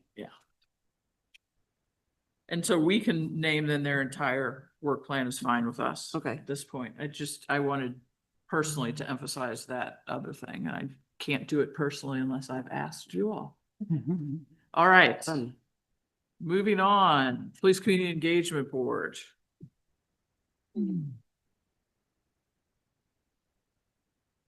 So, yeah, Yes. Probably last year, this time I mentioned about excuse me, losing my voice. That the PCEB is pretty much standing still and has not really produced that much. I have made recommendations to the PCEB to change their focus to more safety. All the activities that they're planning is going towards safety. They're participating with the police department on their safety, May yeah, and Thursday. 8th, yeah, Thursday, so. So I'm gonna stop you for a minute. There's no way we're gonna get through all these, so we don't need, we've all seen them, we've heard the presentations. I'm just asking if there's anything anyone thinks we need to take out of what they're doing or especially emphasize what they're doing, so. Or budget requests. Or change their budget request in some way. I would leave their budget request as it is for this past year. I wouldn't increase it. The only thing I do want to put a note in there, number 5 for them are PCEB only listening sessions. They need to meet sunshine requirements. So I'm not sure what those look like, but I do feel the need to caution them that that has to be part of it. I know we've revisited PCEB multiple times over the past couple of years, but frankly, it seems like it may have run its course given where we're at right now. I think we should really think about eliminating this commission. I don't exactly understand the purpose of it, and I am grateful for those that have volunteered to be members of it. and I'm grateful for the presentation, but the presentation felt very, and this isn't a slight towards the presenter, but very meandering, and I'm not sure exactly what we're achieving with this.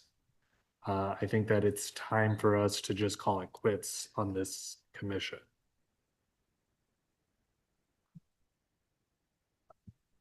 Again, I think that's another discussion. Yeah, I think it is worth a discussion. I do agree. It's another one, but David, I appreciate you stating it plainly. All right. Parks and Rec.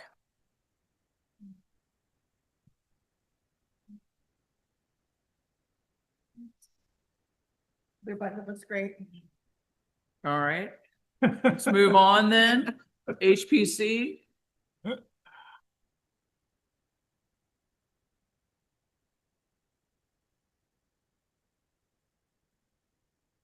Actually, they do have their questionnaire for the class, going to the, one you up there now. In fact, I think that's all it's in here that. And will be affected by the vendor that Yeah. Okay. I might be doing the math wrong on this, but it looks to me like their request is for adds up to $1,200, but we've got 1,600 on the spreadsheet, which is not a big deal. And just there might be another piece, or I would recommend what they have in their plan of the 1,200. Okay, we'll make a note to check that, make sure whatever it is correct in the budget. Thank you. All right, Green Space Advisory. Yeah, and I see the note there too about reducing, they had a good sized budget this year and have not spent much to date. They are working on some signage plans specifically for watershed, like highlight, like you're entering Deer Creek watershed, you're crossing Shady Creek, like that type of thing. And Sanon's been great with seeing if we can do some of those in-house. So there might be some more expenses before the end. But I don't know that we need the full 9,000, 10,000 for the next year. I think that it's fine to go ahead and reduce that down.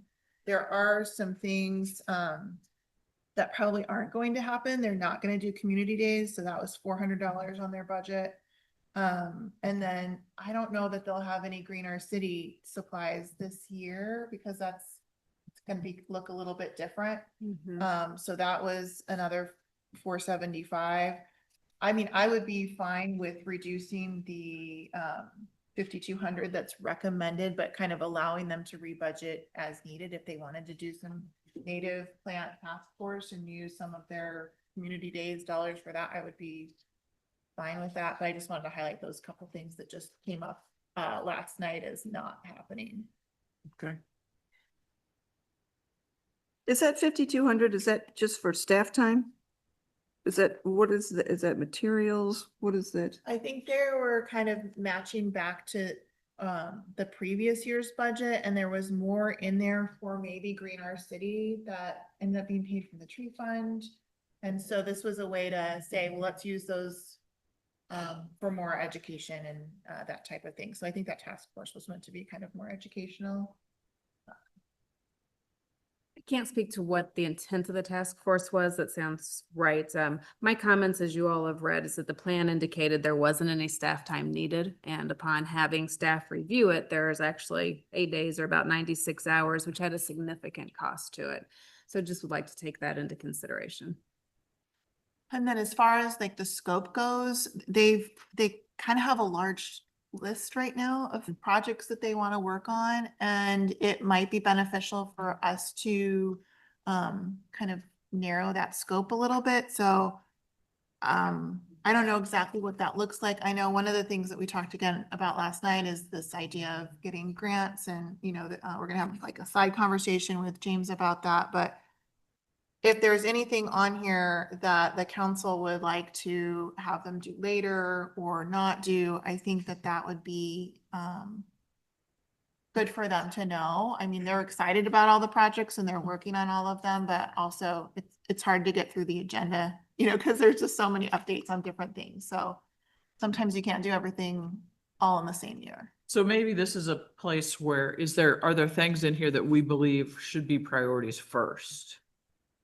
Before beginning, I mean, before you create a new task force, should you be doing these other things that are on your list, for example? Just pops into my. Yeah, I mean, Green Our City is changing the way it looks this year, but we'll be back next year. So that kind of reduces a little bit of what's on the list. Some of them, like the Leave the Leaves, the No Mo, Arbor Day, those don't really take a lot of time. So I don't know. Well, there's a whole education outreach line here, plus the native task force line, which you seem to, if I understand, is a little more educational. Plus, I'm not sure, tree preservation ordinance revision is gonna take a while. Yeah, and the lighting ordinance could too. Yeah.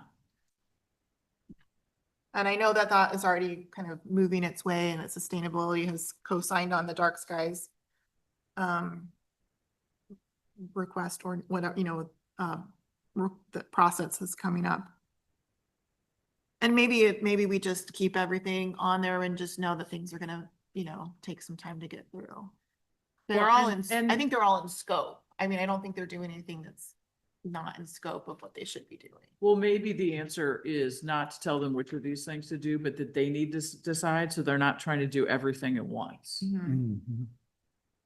Try and work through these things, not in a push, because then that's when we have problems with staff time. Yeah, We're trying to do 15 things at once. maybe some of the things that could be done sequentially, they can kind of give us a order of how they want to see that.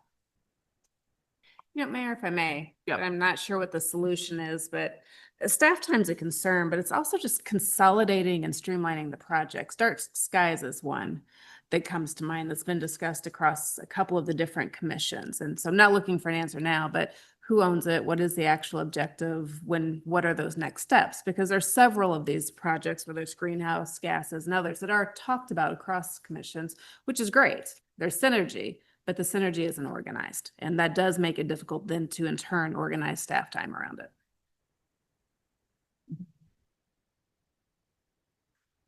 All right, anything else on green space? Okay, we've got Plan Commission up next. That's pretty simple because there's not much to say. There's Katie's budget. Yeah. All right, Arts Commission.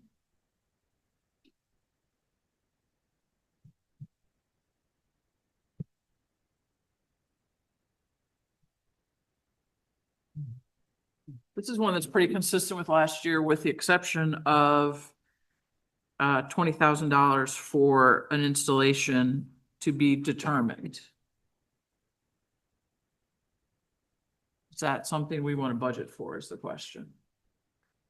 They are doing their homework too. I think that that this Arts Commission, the leadership and also the individual members are very dedicated, and they're going to start doing table talks or roundtable discussions, trying to understand. And then this, I think, also is compatible with what we have seen so far in our strategic plan or / comprehensive plan, and the importance of arts. Now, I think that they also, unlike I think in Bass, I don't think that they're limiting their thought process to this art installation to just what we see is like with the bunny or something like that, something more broad, trying to figure out exactly how to incorporate all the arts into this funding process.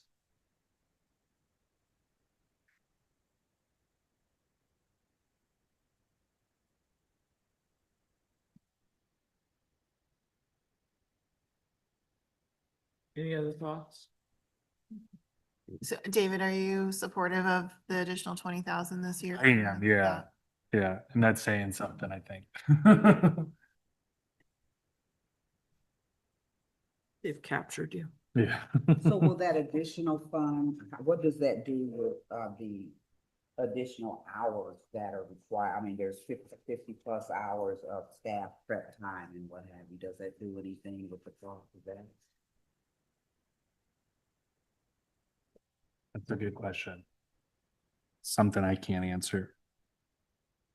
I mean, it's just so the things that they have budgeted, is that taking on some of that execution by members of the commission and off of the staff? I mean, if we're talking about the extra staff time that's in there, is that still? Yeah, I understand what you're asking. Mhm. I'm not sure how to answer it though. I think the staff time that they envision really is installation, because Yeah. in the past, we as a city have done the labor of installation and moving things, and they've procured the actual art pieces either on loan. So what I don't know though is whether that 20,000 there accounts for any of that in-house staff time or not. I don't think it does. Okay. It's And I just think, the acquisition of whatever art piece, I would imagine. That's just a guess. Yeah. and I think the art piece was ideally gonna be donated, but or on loan, but there would be costs. And I think it is important just to call out the awareness that, sponsoring an event, you might not be buying a lot of things, but it does require a lot of staff time to do that. It does. Thank you. And hopefully you all found those notes helpful. And again, not for tonight, but as we move forward, I think there probably needs to be some more discussion on what does it really mean to sponsor an event? As you all know, the commissions have 2 sponsorships each. The city wants to be supportive of events. That's not the point of the conversation. But, the example that I gave is Burr Oak. And when it first started, it was a little bit smaller. It's not smaller anymore. And so it does take about 40 hours of staff time. And I know you all are aware of this, but for people who may be listening, that staff time means, mowing, cutting, prepping, doing some of those fresh things, bringing, whether it's recycling trash containers, hauling them back. I mean, there really is a lot of physical labor that goes into it. So supporting the events, having the sponsorships, and then in terms of the art installation piece, just some of the other notes, even if it is on loan, it does require insurance. It requires the actual physical installation. So there are additional costs. Some of those we can't pin and pencil out for you until we really know what the installation piece is. That's a good question, Dr. Peoples. Today they just approved at the Arts Commission money for Burr Oak. But beyond that, obviously the city will have police force, everything like that. But you're also saying we are responsible for having the waste and recycling and then Sure. cleanup. Sure. Why is that? Like, why is that not on the permit or the event host? I don't know that I know all of the history, but that's typically what goes along with the sponsorship. Now, I think they probably do help clean up trash Yeah. and waste that's around there. I think they're good sponsors, but there's just still a ton of work that goes into that event. And, as people are scheduling those events, city, I don't mean individual staff calendars, but city calendars aren't necessarily checked. Are they on a weekend? Are we calling people in overtime? Do people have vacation scheduled? There's just a lot more that goes into it. And it's a lot easier to plan when an event is starting out, but if it's the continuation over years after it's become embedded in the community, it's growing, at some point in time, is there a threshold for what is a sponsored event? And then, I mean, do they have to, I forget, do they have to get a permit to do this Burr Oak event? Yes. I mean, is there a possibility that we look at charging a more significant number in order to defray some of the costs? There is, and each event is a little bit different, depends on how many police are, needed, Yeah. what the community attendance is. If it's on the weekend or, yeah, Absolutely. yeah. And 'Cause this I- particular event is like, it's not like Jazz Fest that's bringing, Yeah. bringing in revenue. It's basically the parks, who Yeah. are volunteering and they pay a lot out of pocket. I think that's been part of it, is like, if we want it to continue in the community, then some support was needed. And this is one of the way that support Gotcha. showed up. But they also do a ton of the manual labor. They bring in a ton, like the Oh, I'm not stage. questioning it. Um, This was more of an yeah. example that I was just trying But to. there are use. lots of volunteers. And in addition to that, it takes a lot of staff time. Which, yeah, doesn't make it bad. It's just how do we plan this out? And if Arts Commission gets to and Sustainability Commission gets to, and it adds up is the Yeah. point. Okay, so ARB is the last one, and we really don't need to discuss it because it has its own legal agenda that we really have very little to say about. I think we should leave the business district discussion until our next meeting. I have an amendment there and we can do it in the context of that amendment for funding of the business districts. And because I think we need a little time to think about those as well. Keep in mind, any changes that we're going to make to these border commission budget requests need to come in the form of an amendment at our next meeting. So, for example, Emily, you said you might be okay with some changes to green space advisory. So maybe you and I can talk about what that looks like. We do have to, since the budget has been submitted, formally amend it to get to those places. All right, and I will get to work on letters with each of you. The last thing we have in our work session are appointments to boards and commissions. We had 2 applicants, Debbie George and Andrea Lacey, for the Green Space Advisory Commission. Would we like to appoint one of them to the commission? There is only one vacancy. I did, as you may remember, Andrea Lacey has said that she might be interested in traffic advisory. There is an opening for one alternate member there. But, you know, that's neither here nor there. Anyone have thoughts about a particular appointee? Emily, what is based on the folks who are here, is there a piece of what they could bring to the commission missing right now? That's hard to say if there's something Yeah. missing. There's a pretty wide range of experience there, and they both seem like really good candidates. And I didn't have any feedback from the chair on, either candidate. So I think if we have a spot on the TAC, then it kind of makes sense to make that appointment and then have to appoint them both, one to green space and one to TAC. Or the other option would be she'd rather be an alternate or wait for a real full opening on sustainability. It's true. Okay, how about if we task our wonderful city clerk to find out from Andrea Lacey if she would like to go as the alternate member of TAC or whether she would like to wait. Are you expecting an opening on sustainability? I thought you meant another opening on green space. I did mean green space. Oh, okay, But I heard yeah, I heard what you meant to say. okay. There is an opening on sustainability, isn't there? I'm not sure. I have to look at the list. Okay. I don't. All right, we're gonna revisit this at our next meeting Yeah. and Yeah. we'll do some consultation here And the other about that. question we could ask is the other candidate you had asked at the end. Yes, to where she make thought sure that if he there's had it. anything else. Yeah, because we have some other openings. Okay. No appointments tonight. You and I will get to work. Right. I appreciate all of you are here and ready for us to start a regular meeting right now, but we've been here an hour and a half, so we're going to take a short break and then we'll come back and get moving at that time. So 5 minutes, count.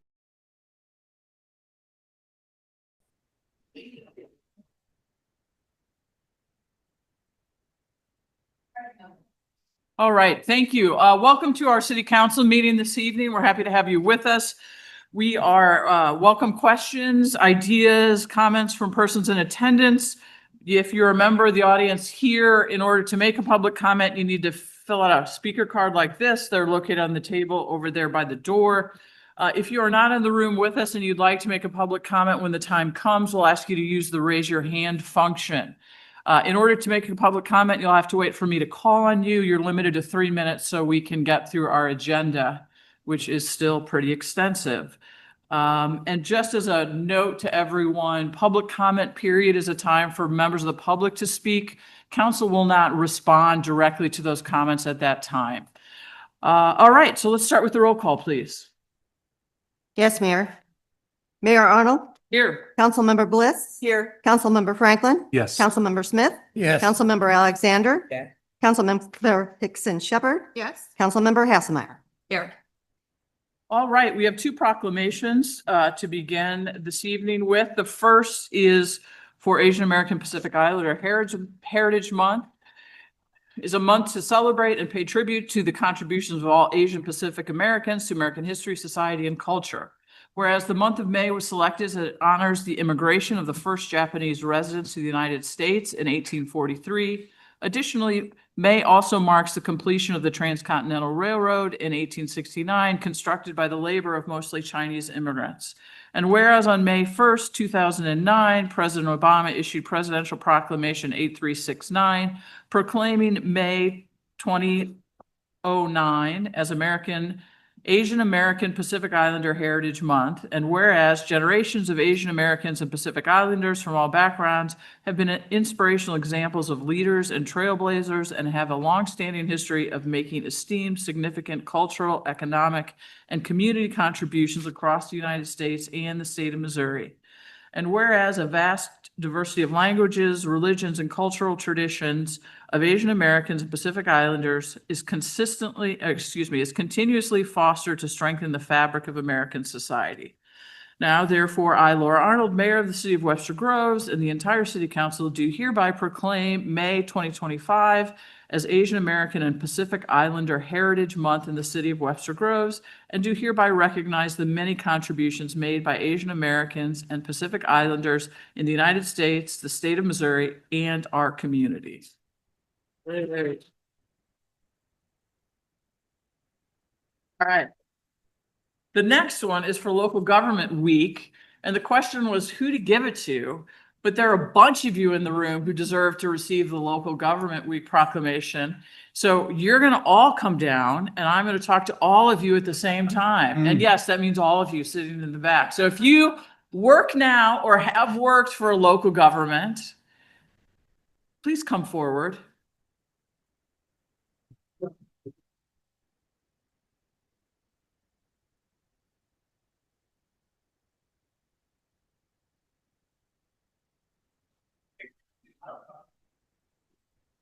What are you doing?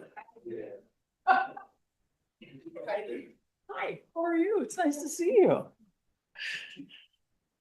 All right. No, you go over there. I'm going to face you all.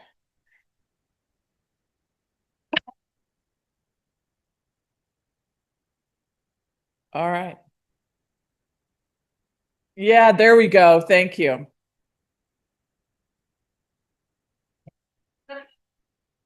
Okay, can I read the proclamation before we get ready for the picture, maybe? She will be. She has to organize things first. All right. Whereas local governments in Missouri are at the forefront of making vital decisions that affect the lives of all Missourians within their communities, and whereas local government is the government closest to citizens and the one with the most direct daily impact upon its residents, and whereas local governments play a vital role in providing essential services and programs, fostering strong communities people are proud to call home. And whereas local governments work to improve the quality of life for their residents in communities, and whereas the City of Webster Groves government exists to provide its residents with essential services and programs to the community, and to provide a positive community impact for the common good, which is essential to our city's identity as a vibrant place to live, work, and play. The City of Webster Groves City Council and the departments supporting the city's government proudly serve its residents and community. Now, therefore, I, Laura Arnold, Mayor of the City of Webster Groves, and the entire City Council do hereby proclaim May 4th through May 10th, 2025 as Missouri Local Government Week in the City of Webster Groves, and thank all of our employees for their service to our community. Okay.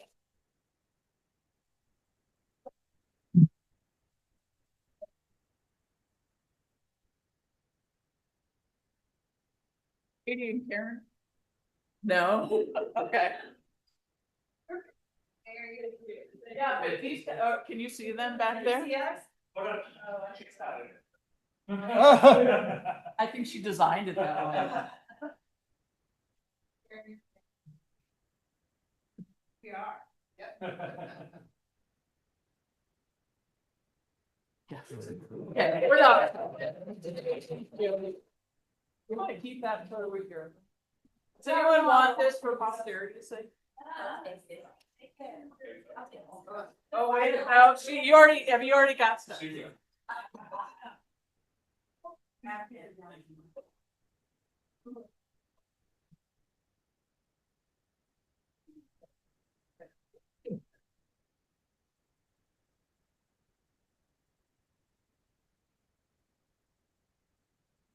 Next on our agenda is the announcement of the election results for April 8th, 2025, which have been provided to us by the St. Louis County Election Board.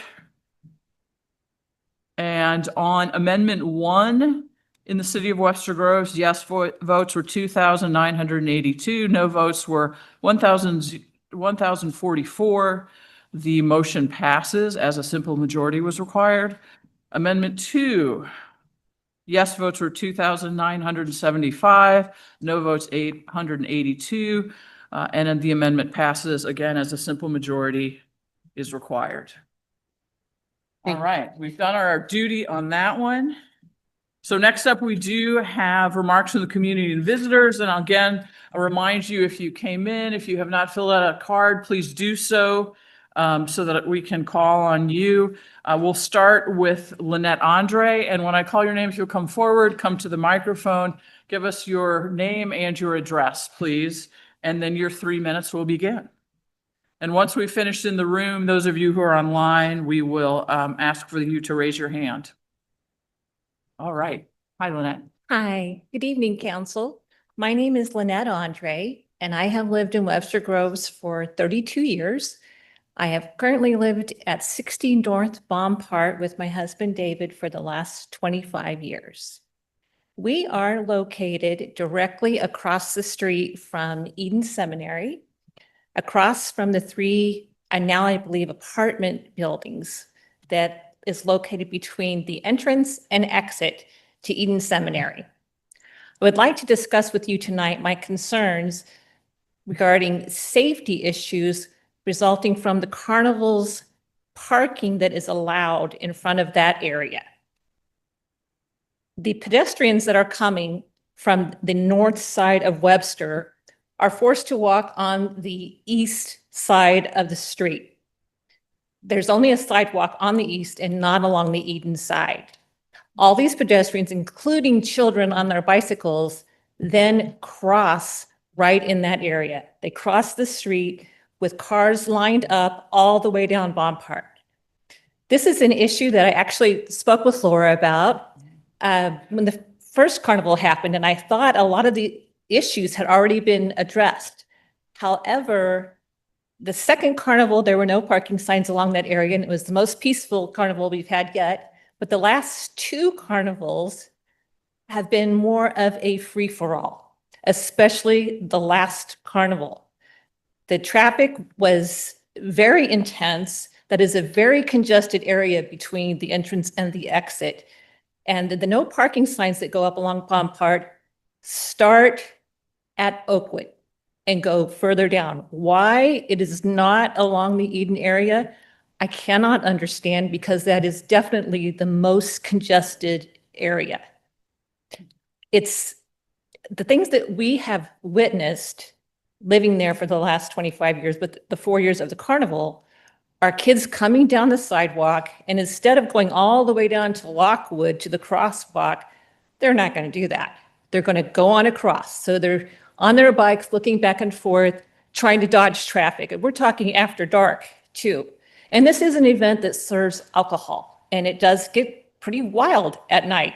And we have seen cars slam on their brakes, trying to avoid hitting these children.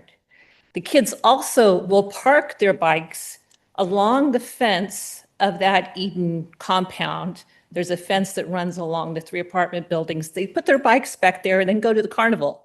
When they leave, when it's over, they're coming out between those cars, and the oncoming traffic does not see them. We've heard it many, many times, the cars screeching their tires as a kid tries to come out. We also witnessed last year, again, it's my understanding that Bompart Avenue is an emergency route. And a fire truck was coming southbound. Next door to me, a Amazon truck was parked at my neighbor's, and that fire truck had to stop. It was not possible. Have I blown my time? You have. I'm so sorry. No, that's okay. And what I will do is I'll follow up with you, and I can hear the rest of what you had. I appreciate it. All right, I think I have the order as requested. So I'm going to ask Leanne Coates to come up next.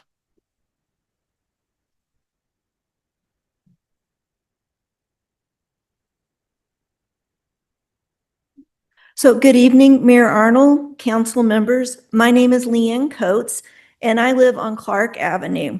I've lived in Webster Grove since 1989, and I have been an active part of the community, serving as both a member and a board member of the Webster Groves Shrewsbury Chamber of Commerce, helping to co-found the Heart of the Community Awards in 2003.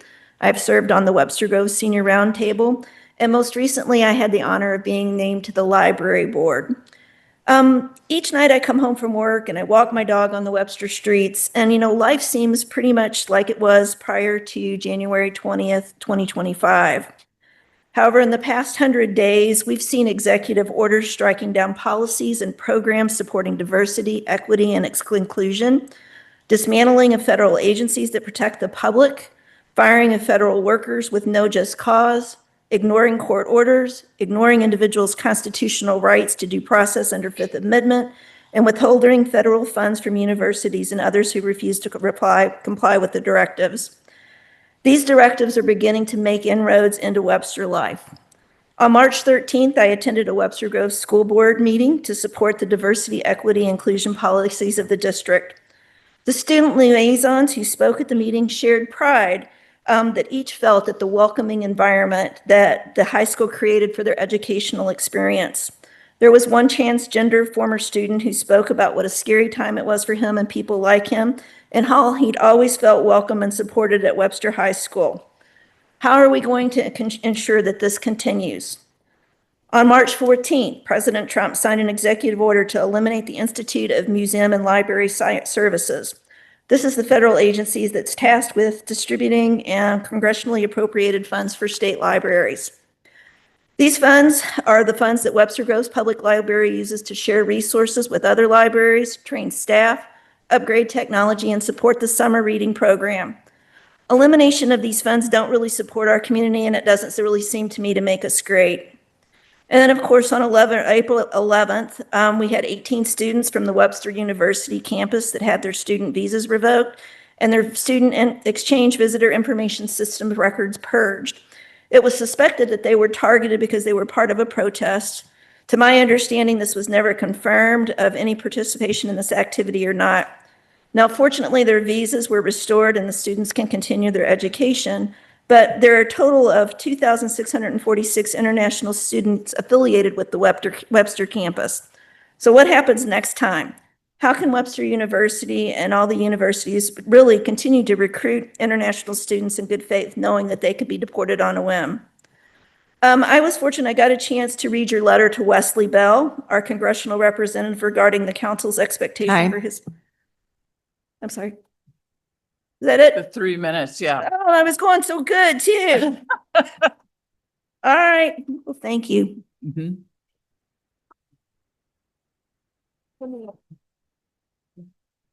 Next, we have the Honorable Terry Williams.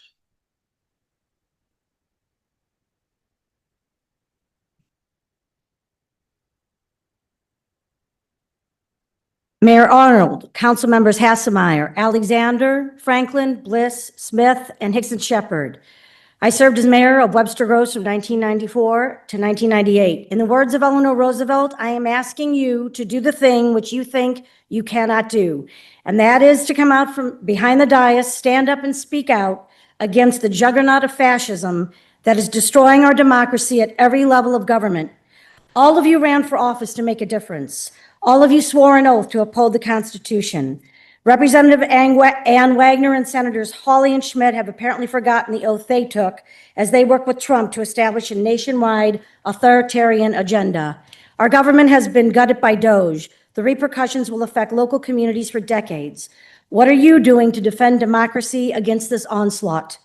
Writing letters to politicians are important, but it is not enough. On April 2nd, Mayor Arnold, you and the council sent a letter to our federal office holders expressing concern about FEMA and the Department of Transportation. In the time you submitted that letter, FEMA has ended the BRIC grant program. Billions of dollars in emergency FEMA funds have been stalled. What is the game plan when disaster funding is no longer available to homeowners when, not if, a major weather event hits? Trump's tariff taxes are in effect and will immensely impact the housing market, individual purchasing power, and business viability. What is the strategy to make sure that Webster's small businesses do not go under to the whims of a wannabe dictator?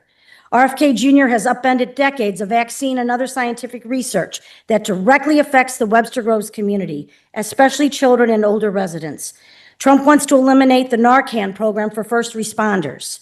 What is in place to protect the health of all of your constituents? On April 28th, Trump issued an executive order that authorizes military support for local law enforcement operations. It threatens to prosecute state and local officials who seek to regulate police departments' use of their powers or who work to integrate police forces. Authoritarian leaders decide what constitutes a crime, and due process be damned. When Webster police officers under orders from D.C. detain international students or arrest those of us who participate in peaceful demonstrations, what will be your position? Our U.S. representatives and senators are not doing enough, or they are complicit. We need our local officials to stand up and speak out now. You have a duty and the platform to help stop the decimation of our democracy and protect the rule of law. Mayors and council members can and do make a big difference regarding what happens at the federal level. I know the power you have because along with my city council and mayors and councils across the country, we were able to stop not only shipments of nuclear waste to our communities to Yucca Mountain in Nevada, we ended shipments altogether. As John Lewis said, never ever be afraid to make some noise and get in good trouble. Necessary trouble. How? Write a resolution that stands firm on safeguarding democracy and share it with other munis like we did with the nuclear waste resolution.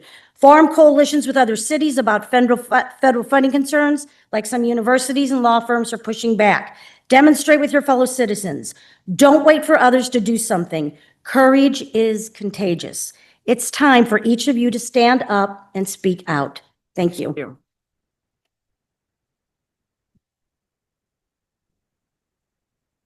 Next we have Tony Saunders.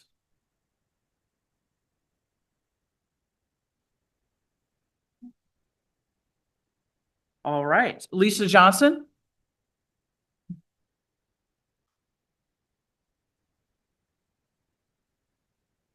Hello, everyone. Thank you. I'm Lisa Johnson. I live at 3 Colonial Village Court in Webster Groves. Courage is contagious. That's very inspiring. And I love the shout out to the local government. I'm really concerned about the state of the country as well. And I wanted to come tonight to speak to the power of decentralization. Starting in January, I sent away for these pocket constitutions and have been distributing them to all the places I go and to all the friends I have.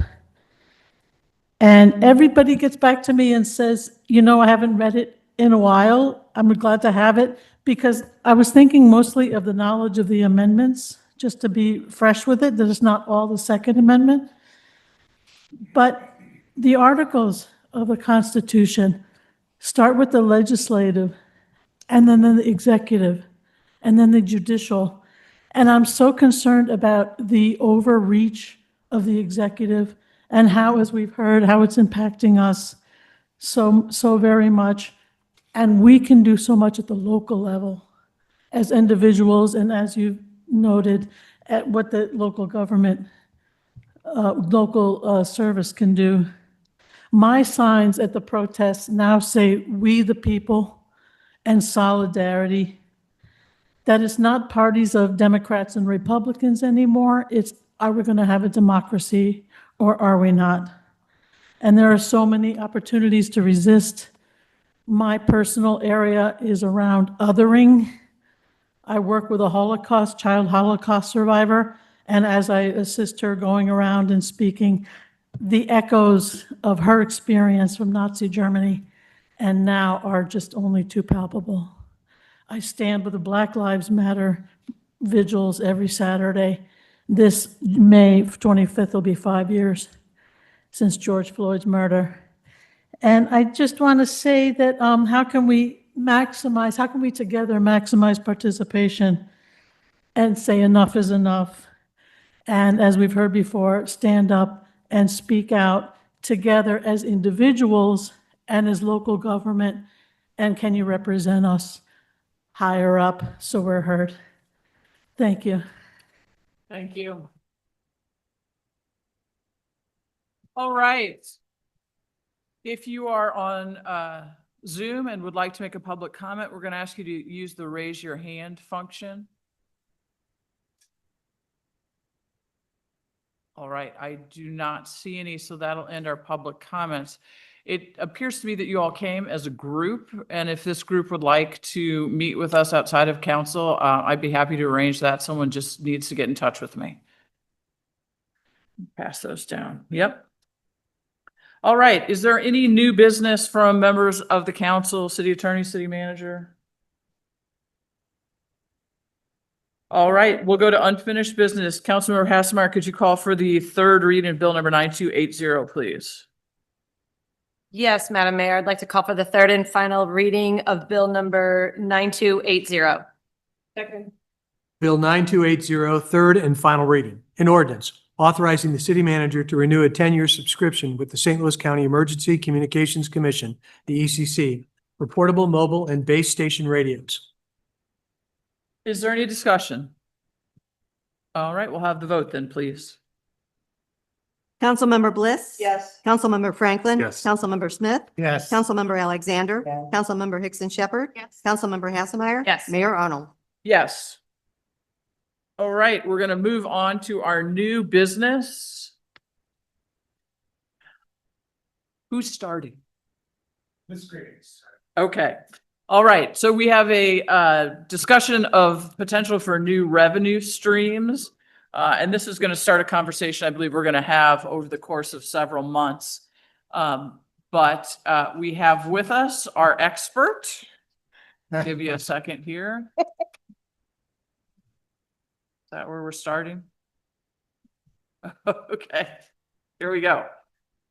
All right. You can just change the slides when I turn my page. How about that? All good to go?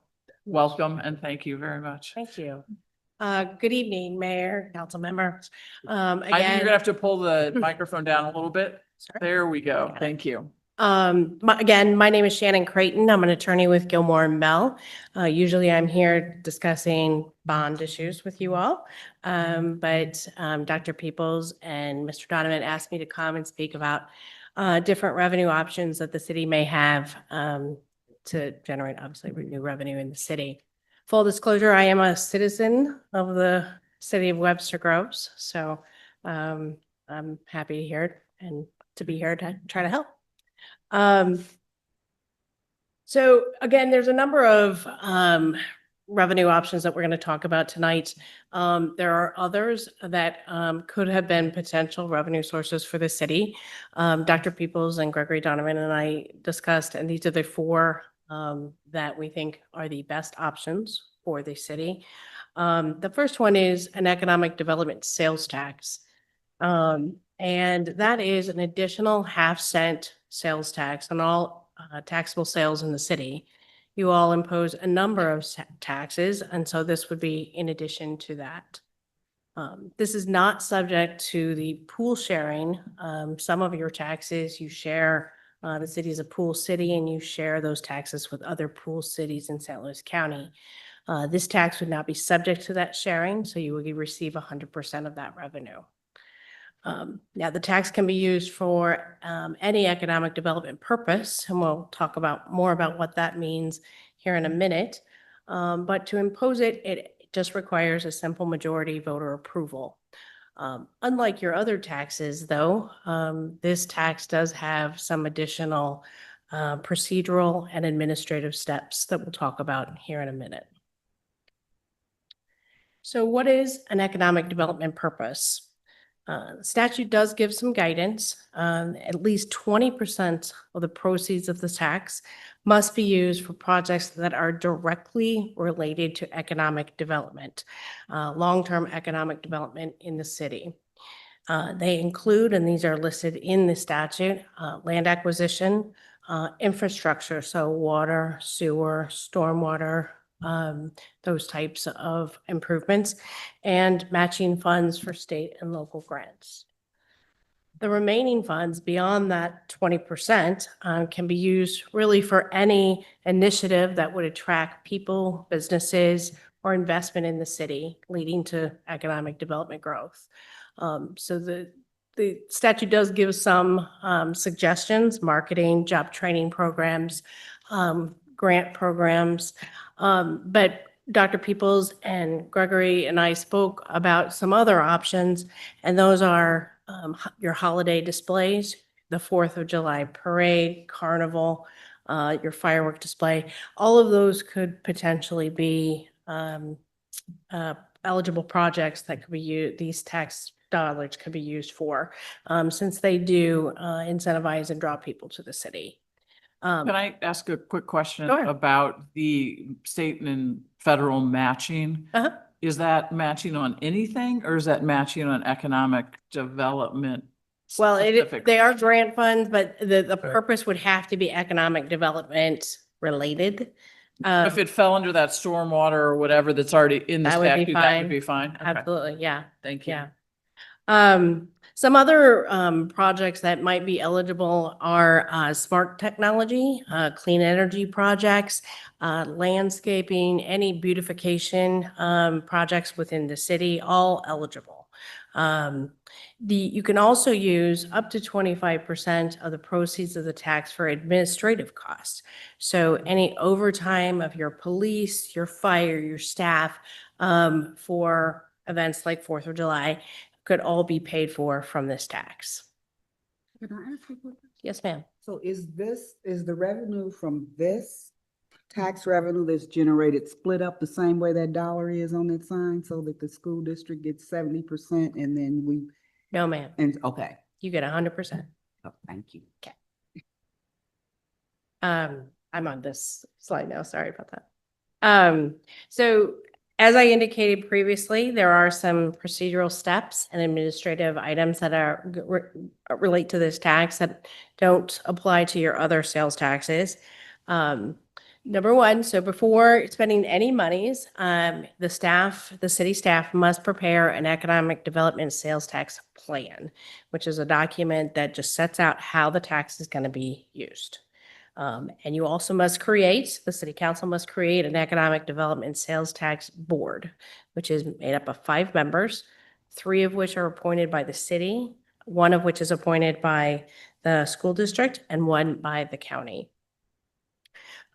Once the plan is prepared, the board is required to hold a public hearing and then make a recommendation to the city council on whether or not to approve that plan. The Economic Development Sales Tax Board is an advisory board, much like the TIF Commission, when you all were going through that process. You all, though, have the final say in whether that plan is adopted. Couple other notes. The Economic Development Sales Tax Board, each member serves for a staggered 4-year period. And if there are amendments to the plan, any substantive changes on how that tax is going to be used, a new plan needs to be drawn up, a new public hearing, and the process has to happen again. And finally, the board is required to prepare annual reports to the city council and to the state on how that tax is used. The next slide is really just a timeline in terms of what the process is to implement the tax. Again, it's different from your other taxes. There's just all these other steps that you have to go through. So that's just for your information. The next option that I want to talk about is a transportation development district. TDDs are typically used in economic development projects for new retail projects generally. But cities have been using them, creating these districts to finance large-scale transportation-related improvements within the city. Just most recently, in the fall of last year, the city of Kirkwood created a citywide transportation development district. That district will be in place for 15 years and imposes a half-cent sales tax, and will be used to supplement the city's dollars to make street improvements throughout the city. So what is a TDD? It is a political subdivision, separate and apart from the city, much like a mini city, a mini school district, fire district, separate political subdivision with a separate board of directors. It can be created in a specific area, just over one shopping center, or as I said, indicated, it can be created citywide. TDDs, again, can only fund transportation-related improvements. So that does limit the scope of what they can do. But that would include, streets, lights, sidewalks, could be stormwater detention if there's an issue related to to a transportation-related improvement, utility work if there's a tie with transportation project. Sorry, I didn't mean to cut you off. As a separate political subdivision, does it have the authority to hire its own executive director or? In the TDDs that I have seen, the TDDs don't actually have employees. They are governed by the board of directors, and there may be an administrator that helps them work through. There's a lot of annual reporting and things, but there's no employees per se. But I guess they could. They're authorized under the statute to have employees. Thank you. Once created, a TDD can impose a sales tax up to 1 cent, a property tax, special assessment. It can impose fees or tolls as well. And is that then their board that decides what that is? Or can we give direction in advance of the creation of the board about what that looks like? Yeah, so that is the funding source for a TDD is generally set at the time of creation. And we're about to talk about that a little bit. So that's a good segue. Okay, thank you. So TDDs are formed. There's a number of different ways they can be formed, but all of them are a petition with the circuit court. So that petition would lay out not only the funding source for that TDD, but also the projects that it would undertake, the life of the district. So those kind of things would all be put into that petition. There's a number of procedural steps. There's a court hearing. There's a lot of publications that have to happen. Ultimately, there will be an election of the qualified voters. For a citywide TDD, that would be your registered voters within the city. If it's a smaller area, for example, in a TDD that's just over a retail center, where there would not be registered voters, the property owners are the voters. For a citywide TDD, the formation can take up to a year. There's a number of steps that go for large scale TDDs. So who does the tax apply to? Like if it's citywide, does it apply to each homeowner? Does it apply to businesses? A sales tax, it would apply to any taxable sales, just like any other sales tax in the city. And it would be citywide, so it would include, theoretically include Yorkshire Plaza. Correct. Use, Right. So how is a TDD governed? Again, I did indicate that it has a separate governing body. The governing body is either elected by the qualified voters, or if the petition is filed by what the statute terms as 2 or more local transportation authorities, which are essentially entities that have some jurisdiction over a transportation project within the boundary of this new TDD, then the board of directors is represented by a representative of each of those local transportation authorities. By way of examples, so the city has jurisdiction over your roads in the city, so you would be a local transportation authority. So with the county, by state has bus stops, so they would be a local transportation authority. So those are the kind of entities that could be jointly petitioned the court to create a district. Is it normal, like in the TDDs in the St. Louis County area, are they elected? Like city, like, I mean, how is it normally done? Well, typically, again, these are typically used in economic development projects. So the property owners are the voters. So it would be the owners of the retail development that are generally on the board. Another TDD that is actually in the process of dissolution was jointly filed by the city of Brentwood, Maplewood, St. Louis County, and by state. It was a large TDD. It funded a number of projects within those shopping centers along Eager Boulevard and Brentwood. But it also funded that jug handle right by Highway 40 off of Hadley. And so that is an example of a multi-jurisdictional TDD that funded large-scale project and now is done and is dissolving. So you can have more, the TDD can expand beyond just one jurisdiction. Mhm. So in other words, we could look at Watson Road and take in Marlboro, Crestwood, Webster Groves and create a TDD if we wanted to? Yes. Interesting. Yes. You just answered my question. Right. And just for information purposes, the Brentwood TDD, the board of directors was represented, the mayor or presiding officer of each of those local transportation authorities. That's who made up that board of directors.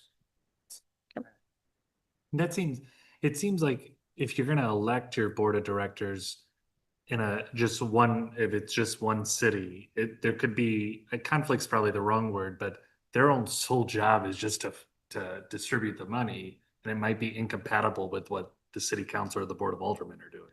Right. Yeah. Any other questions on TDDs at this point? Okay. The next item is your fire protection sales tax. You all currently impose a 1/4 cent fire protection sales tax, but the statute does provide that you can increase that to a 1/2 cent. That is solely for the operation of the city's fire department, but would only require a simple majority approval to make that increase. And the last option that I want to talk about is real estate and personal property taxes. The city currently imposes a real and personal property tax levy for the following purposes. So general municipal, so just your general operational levy, streets, and pensions. You are currently at the maximum for each of those levies. And by maximum, I mean the ceiling that's provided for with the Hancock Amendment. I don't want to go into discussion about what the Hancock Amendment is, but it essentially, very simply, it requires you to roll back your tax levies to offset increases in assessed valuation. Okay, so you are currently at the ceiling for that. After that rollback, you are at that ceiling. You could ask the voters to approve an increase in that ceiling to kind of offset that rollback. So just to be clear, the ceiling that we're talking about is a voter imposed ceiling here versus the sales tax ceiling is about state law. Is that? I mean, in addition to voters having to approve a sales tax. Yes, I mean, they're both state law issue. I mean, they're both governed by the state law, but yes, I mean, so there is, in order to increase your levy, any tax levy, property tax levy, Yeah. you have to go to the voters. Right. Yeah. But there's not a number that the state has in mind that says for property tax, you can never go above this rate. There is, but you But are. we're not anywhere near it? No, we're Okay. not anywhere near it. Yeah. Got it. Each of the purposes, if you wanted to increase your levy, would have to have a separate proposition. And those questions, each question would have to have a simple majority voter approval. The last slide is simply a table with the available election dates and filing deadlines. I put in the table the last two elections that are available this year and the elections for next year. So they're on the left-hand side are the deadlines in which you have to notify the county that you want to participate in the election in the right column. Any questions for me? This is very helpful. It is Thank you very much. helpful. And now Gregory. He gets the hard stuff. Well, he's going to talk about Hancock, I think. So you dodged a bullet there. Yes. Great. We're looking at a PDF, it looks like. I can't see the cursor.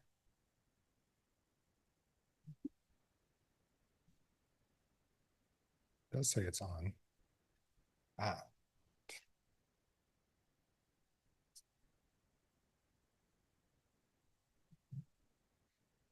Madam Mayor, mayors of the council. So this is continuing this revenue conversation, and you're correct. I will touch on and get a little more into the nitty gritty of the Hancock Amendment. I will try not to make it too boring. So looking at revenue sources. So that's really the purpose of this conversation, is to bring to all of you, as well as to the public and the citizens of the city of Webster Groves, conversation about how do we continue to raise revenues for the city. And this is in light of and in conjunction with the conversations that we've been having for several years related to how do we manage the budget and the finances of the city and continue to keep revenues apace with our expenses so that we don't have to look at or to dip into our reserves in any particular given year. So how is the city funded? And I underlined fund because, as all of you are aware, although it may not be obvious to people outside of do it every day, that from an accounting perspective, the city has different funds. And those funds are for particular purposes. Without going too deep into it, some of these funds are what we would call committed, meaning that they have to, the money that goes into those funds has to be spent on the particular purpose. So we have the general fund, that's the big fund where the majority of our city spend is, and it is funded by a wide variety of sources: sales taxes, property taxes, fees, utility taxes, etc. We have our street improvement fund. Those are funds committed for exactly what we've called it, the improvement of our streets. And that is funded by property taxes. We have our debt fund. So that most recently is paying down the debt from the building of the second firehouse, as well as the new improvements for the Destination WG related to parks and recreation. And that is funded through property taxes. The pension fund, so the income from the pension is, the income, there's a set for property taxes to fund the pensions.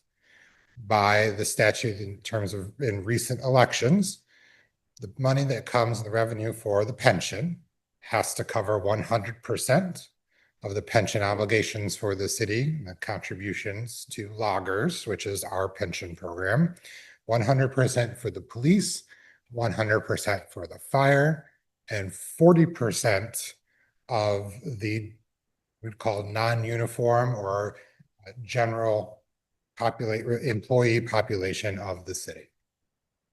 We have our capital improvement fund, which is funded by sales taxes, stormwater improvement, and park improvement. Those are actually the same sales tax that's split.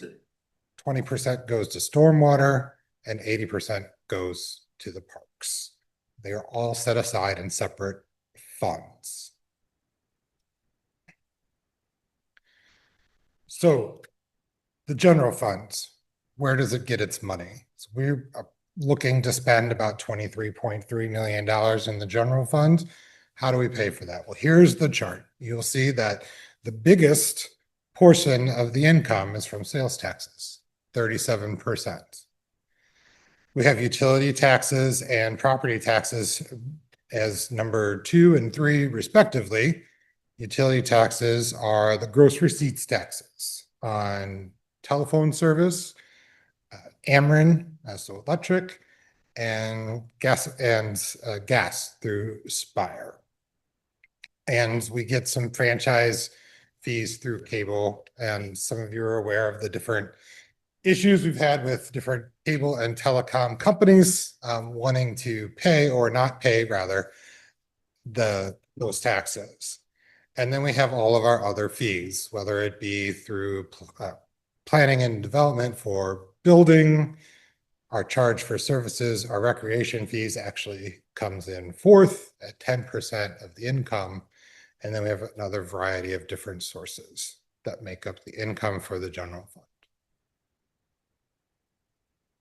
So what's the current state of the general fund? So you talked about in our last conversation that based on the work that I've done and looking at our historical trends, going back many years with our spending as well as our revenue, we do have a projected gap. And our revenue growth has averaged out over the last 10 years, 15 years actually, to be about 3.02%, when our expense growth is 3.7%. I would call this doable in the short term, but it's really not sustainable. So in 2031, if this trend continues the exact same as it is now, we would be incurring a $2 million shortfall in 2031. Similar, well, actually twice as much as the shortfall, if my memory serves me correctly, than what we're looking at for this year, for fiscal year 27, I should say. I would call this the current best case scenario based on these growth trends for both revenue and expenses. We do have a worst case scenario, however. Revenue growth doesn't change. It's still going to be about 3% a year, but the expense growth actually, it potentially could be 5.35% on an annualized basis. And where that comes from is the average personnel costs since 2019, it's been about 5%. And contractual services. So these are costs for whether it's to get our books audited every year, for instance. Technology is a contractual service. So having our subscriptions to Microsoft or the accounting software or the HR software, different things like that. Those have been going up about 6% a year since 2019. This is for a whole host of reasons. And this is not tonight an expenditure conversation. It's a revenue conversation, but I want to show you this to illustrate, where we could be and going forward. If this were to happen, this scenario occurred, then in 2031, fiscal year 2031, we'd have a $4.7 million gap between revenue and expenses. That's not sustainable. We would run through all of our money. As we've talked about before, briefly, the expenditures by classification, the general fund, the vast majority, 76.75% goes to personnel costs. And of those personnel costs, 64% is for public safety, police and fire, and then 36% for the non-public safety employees.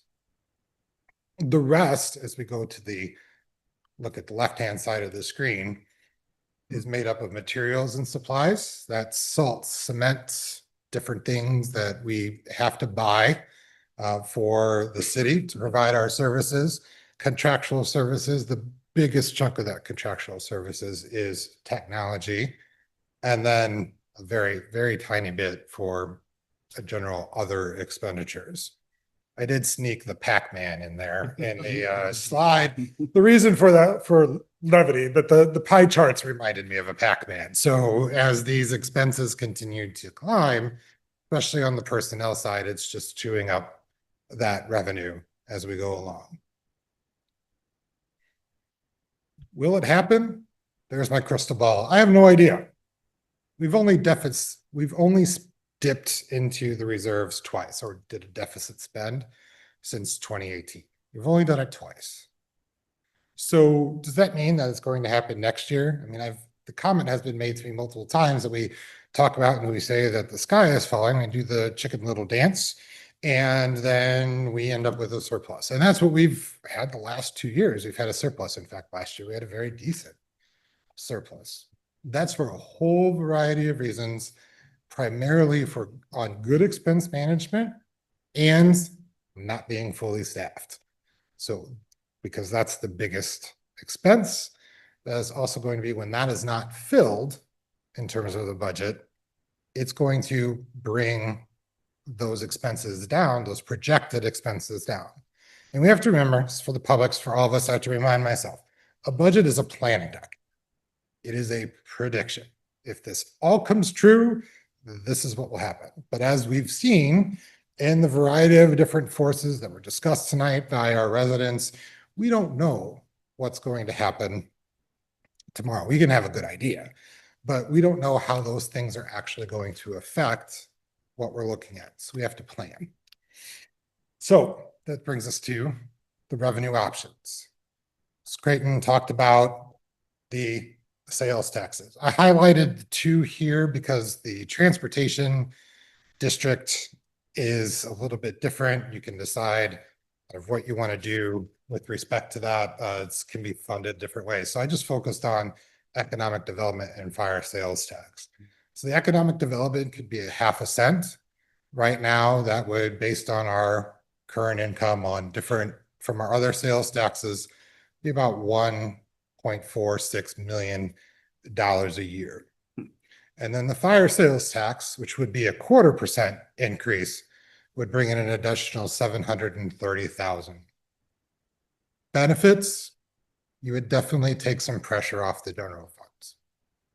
You would encourage business growth and development, more people coming in, more people spending money. It does have a compounding effect. And it may relieve some pressure on the other funds. So with the economic development sales tax, you may get some lift, as I would call it, for the street improvement funds. You may get some lift on the stormwater funds and different things and projects that you might want to fund. You might be able to fund out of that and take pressure off those funds. What I want to be very clear about is that there are no capital projects or capital spends or anything, streets, building improvements, things like that, that are coming out of the general fund. General fund does not pay for any of that. We have moved all of those expenses to the other funds. So there's nothing there like a big project or a big number that you can just say slash and like, we're not going to spend that money. So the economic development fund would impact the general funds. Perhaps on the administrative side, it would have a definite benefit to the business districts. And also, it could benefit the other funds in relieving some of the pressure in those particular funds for projects you might want to accomplish. Drawbacks, they're limited to specific uses.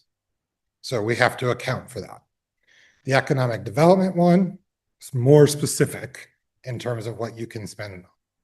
The fire sales tax increase, we currently already take in $730,000, roughly give or take, from the current sales tax, adding on to that with the fire department operations between personnel as well as maintenance on the vehicles and different things like that.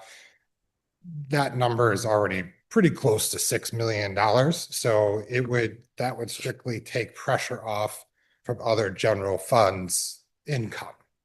So there's no risk in terms of when I'm talking about being limited to specific uses, there's no risk there of that that we're gonna take in more money than we're spending on fire operations. That's what I mean with that.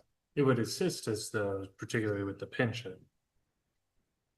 It would not, because the pension is funded through the property tax. So this would just simply help with salaries and it would help with other operational costs for the fire department. So, but you are right, that 6 million number that I quoted, part of that is the pension cost for the fire department. So that's offset by the pension income. And I also said the drawbacks as in quotes, that's it, the base max rate, we're pretty close to our what we would call the base sales tax rate. And we would be pushing our base rate ahead of our surrounding cities. So you can see there that Webster Groves, the current city base rate is at 1.5%, which with all the other sales taxes that are assessed by the state and the county, all adds up to 9.24%. That's our current sales tax rate in the city of Webster Groves. So a 0.5 cent would match us with Brentwood at 9.7. And you add another quarter on top of that, that would take us ahead of Brentwood and would take us over, or just under, I guess, 10%. But the difference is, right, Gregory, you go to majority of the places where you're shopping in these other cities, they have a TDD or an economic development fund. So their tax rate currently, sales tax rate is higher than Webster's. Yes, so actually you're correct, depending on which, so even in Rock Hill, there's a spot in Rock Hill where the sales tax rate's like 11% for a specific spot. And that's because that's, to your point, there are other things that are causing that rate to be higher, whether it's a transportation district or whatever is a special taxing district, et cetera. And that causes that rate to go up. I'm simply here referring to the base rate of the city of Webster Grove. So our sales tax rate is actually a little bit higher in Old Webster and Crossroads and Old Orchard because of them being special business districts. I just don't want to confuse the issue, like confuse the concept here, because we're doing things a little bit differently than our neighboring municipalities. They built and increased taxes with the TDD or economic development or whatever it is they did, CID, whereas we're doing it kind of holistically rather than individual parts of the city. Like you go shopping at the Promenade, you go shopping in Rock Hill right now, you're paying a higher sales tax rate than you come shop here in Webster Grove. You're correct. Even with these increases that you would be correct. Yes, those would still be higher. So there's a lot of detail that would be involved and we would be here all night. And Absolutely. Sorry. No, you're fine. You're fine. No, that's great. It's a great point to make. Question. Yes, ma'am. Does the additional sales tax from these two increases go into the sales pool? Does it keep that? So as Ms. Creighton said, the economic development and the fire specifically does not. That's strictly for City of West Groves, and the same with the fire sales tax. That is for us. So.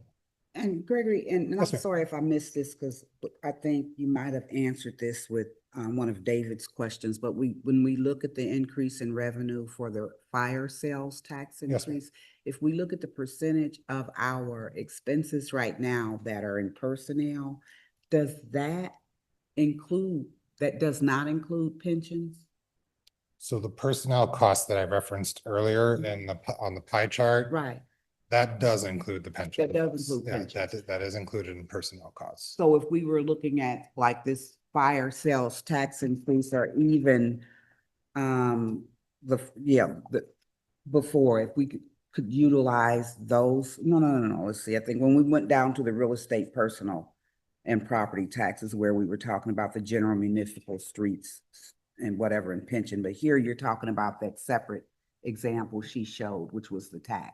Correct. This is sales tax on this slide. Yes. So that 730,000 would be if you increase the sales tax by 0.25%, which would be the fire. So that is our 0.25% option, right? So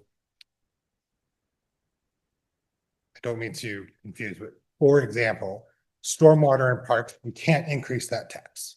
That is, we are at the max at a 0.5%. The max for the fire is a 0.5%. We are currently at 1/4, so we could raise that to 1/2, which would be a 1/4% increase, right? Which would bring in an additional $730,000. So again, as my view on that tax is that it relieves pressure from the other revenue sources in the general fund, which are currently being used to support the fire department. So this would, then you would have $1.46 million going towards the fire department from that sales tax versus just the $730,000.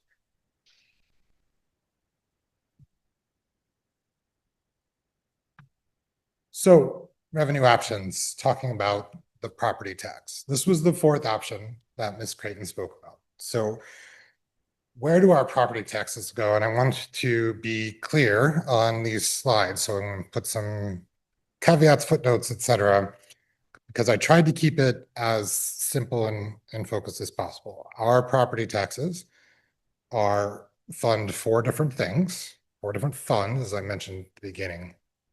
They are on residences, commercial, and then there's an agricultural, but we don't have any agricultural land, and then we have personal property taxes. This slide is focused on the income from residences. So this is what the residential property tax provides for the city of Webster Groves.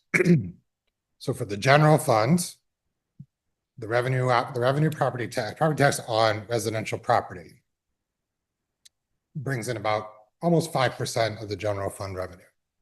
At our current rates, which is the calendar year 24 rates, they're on calendar years for property taxes, almost $1.1 million, and next year it's going to go up from $1,078,000 to what we're projected would be $1.12 million. Now, the projected is based on what our rates are going to look like this fall, which we'll get to. Street improvement, you see the numbers. I'm not going to read everything to you. There's the pension income, and then there's the debt income. So those are what we currently receive and what's projected for what we would call fiscal year 26, but it's a calendar year 2025. So this fall. And Gregory, can you go back to that slide for a minute? I just want to clarify, and this may be an easy clarification, but this is not as a result of Webster Groves increasing taxes. This is a result of the property values increasing. The assessment we received the assessment back in March and the assessed value of the city of Webster Groves increased roughly 16%. 16% was the assessed value. So, and I'm sure you're going to get into this, but because of the Hancock Amendment, your assessed value cannot be taxed at the full amount, right? Like it cannot go up that much because of the Hancock. Correct. So, well, yes. And I will talk about that a little bit more in depth, where I promise to bore you to tears and hopefully not confuse it. So what does this mean? I just wanted to show you some history about our property tax rates. In 2004, the general rate, property tax rate now this is per $100 assessed valuation. So if you don't get confused by assessed valuation versus market value and all that stuff, I'm going to try to break that down for you because it sometimes confuses me too. So 2004, the general fund property tax rate was 0.274. Street improvement, 0.177. Pension was 0.142, so 14 cents. The debt was 50 cents, so 0.50. 2017, the reason those numbers are there, first of all, to show that all the numbers have decreased except the pension. Then 2017, the voters elected to increase the pension property tax and also include some coverage, that 40% coverage for non-public safety employees to be covered by the pension income. However, you will see in 2024 that those numbers have, again, come back down. And in 2025, these are going to be our property tax rates. This is non-binding, so we cannot be held to this because the final evaluations are not done. They need to go through the Board of Equalization process, et cetera, with the county.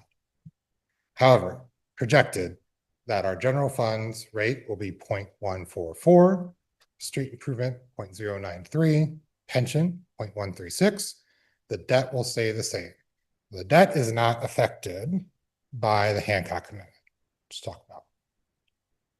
As we look at this, from 2004 to 2025, our property tax rate for the general fund, the street improvement fund, has decreased 47% in that 20-year time frame.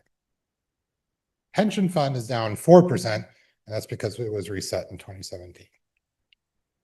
The debt fund has gone down 60%, but the rate for the debt funds for the property tax rate for funding debt is a little more complicated in terms of valuations and the amount of debt that you have and what's necessary to pay that debt, because the state doesn't want us taking on debt that we then can't turn around and pay. So Gregory, a citizen Yes. looking at this chart will say, well, my taxes have not gone down 47% since 2004. that is correct. So can you explain to them why that is?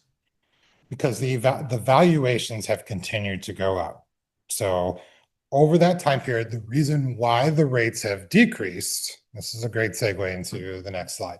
The reason why the rates have gone down is because the valuations have gone up, and the Hancock Amendment forces us to take the rates down. Hancock Amendment was passed in 1980. It is a Missouri constitutional amendment. I'm focusing these statements on how it affects municipalities. There are a lot of things involved with the Hancock Amendment. It affects things at the state level as well. This is really how it affects us here at the local level. It affects our property tax income.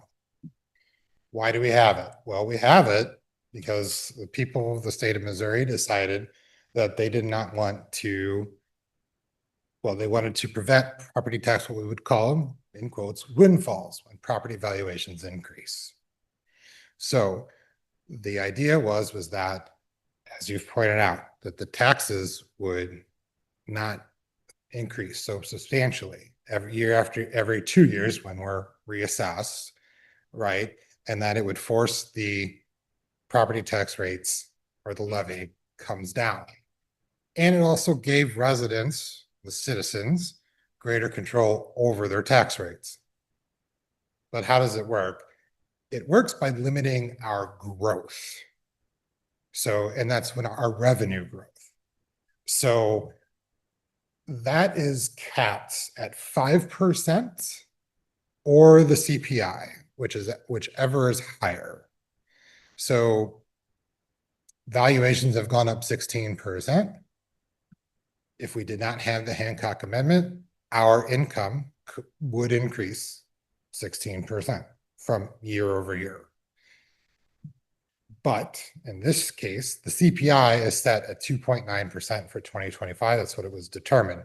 So despite that huge valuation increase, our property tax income is capped at 2.9%. The only exception to that is new building. So if there's a new construction, that's set aside separately. So that can be increased. So you don't get to take advantage if you build a new home or expand your home, and that is the cause of the increase of your assessment. You don't get to take advantage of the Hancock Amendment. Now, inflation has been high in the last several years on the real inflation that we've all experienced. And so in a few years previous, it would have been capped, it hit the 5% cap. And the mechanism of doing this is, as we've talked about, it reduces the property tax levy. So that rate. So the current Webster Groves property tax rate per $100 in valuation is actually $6.8792. What does that mean? Well, the upshot of that is, and this is going to be for easy math. So the assessed valuation in the state of Missouri is 19% of the established market value of your home, or the assessed value of your home. So if your home is worth $1 million, because that's what it's assessed at, then the assessed valuation is 190,000. We divide that 190,000 by $100, we get 1,900. We take that 1,900, we multiply it by the rate of 6.8792, and you get a property tax bill for $1 million home in the city of Webster Groves, $13,070.48. That's the tax on $1 million home. And again, just for easy math. Where does it go? The dollar is kind of wide for both for seeing, but also you got to stretch that dollar. 70% of property tax bill in the city of Webster Groves goes to the Webster School District and the Special School District. So 56.5% going to the school district, 14% going to special school district. Of that big bill, that $13,000 bill, City of Webster Groves is only getting 9.2%. The rest of that is for various other things. A little hard to read, especially if you're in the back of the room. Maybe if you're online, a little bit easier. Some of it goes to the county, some of it goes to the community colleges, some of it goes to the zoo and the museums. Webster Groves Library gets 2.8, and then a variety of other things, including the state and different projects within the county, MSD, et cetera, get the rest of that money from the property tax. So only 9.2% is coming to the city. So we do all the stuff that we do in the general funds, in the rest of it, in the street fund, and the pension, and paying down our debt on that 9.2%. Like I said, there are other income in the general fund, obviously, but this is not insubstantial. We do a lot with what, look at it a little. So here's what we have. The 2024 rate is 61.618, 61 cents. 0.161 goes to the general funds. You see the breakdown. So the general, street improvement, pension, and debt. Webster Groves median home value is $371,000, which means that the median property tax is $4,849. Of that, the general fund gets $113.50. The street improvement funds get 73 cents. The pension fund gets 107. Excuse me, the street improvement fund gets $73.31. The pension fund gets $107. The debt fund $141, for a total of $435.63 that comes to the city of Webster Groves.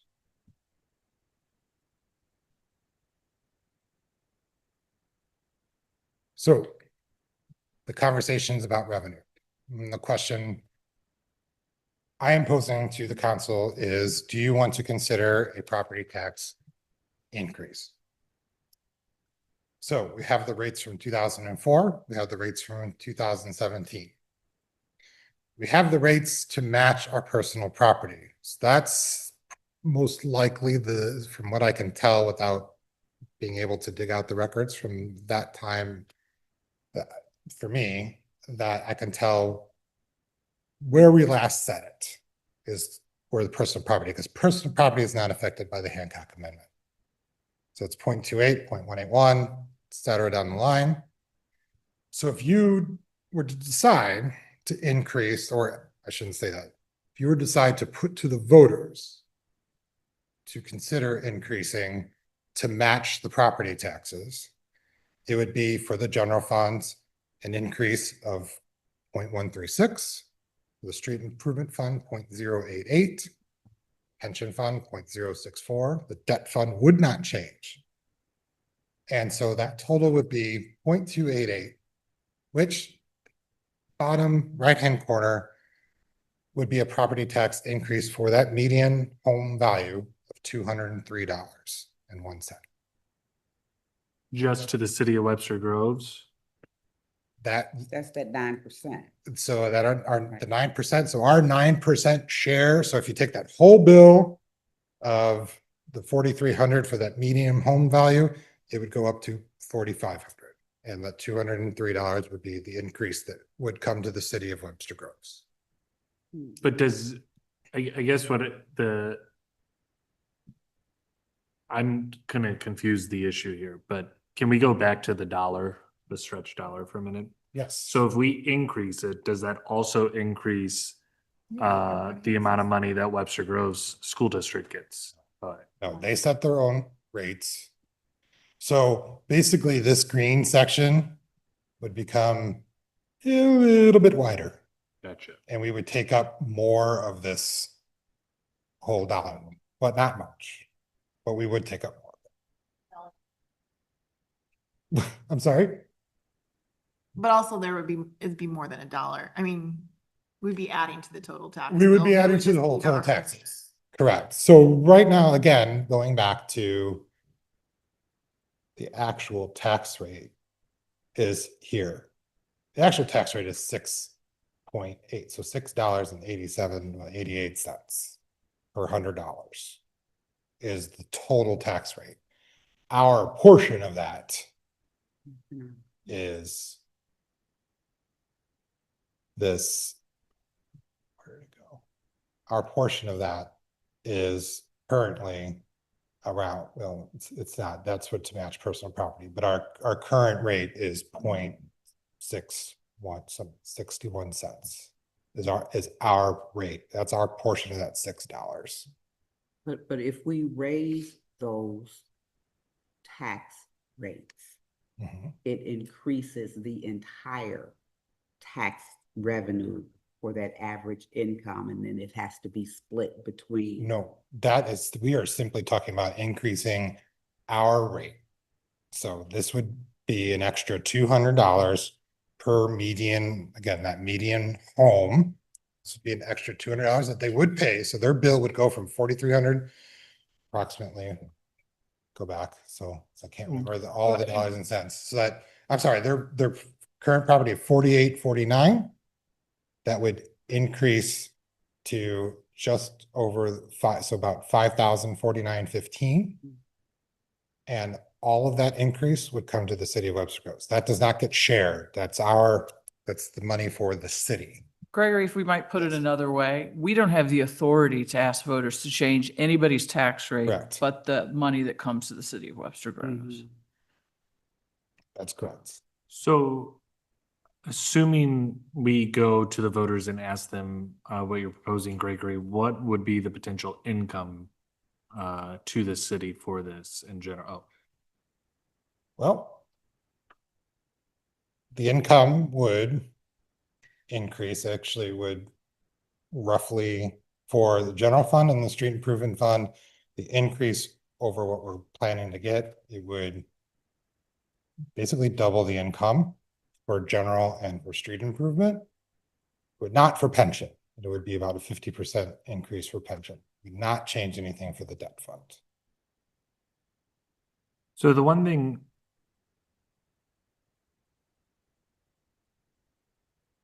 because we're changing the rate, right? Yes. So the rate this year is only, on average of a median house would only increase about $203. Correct.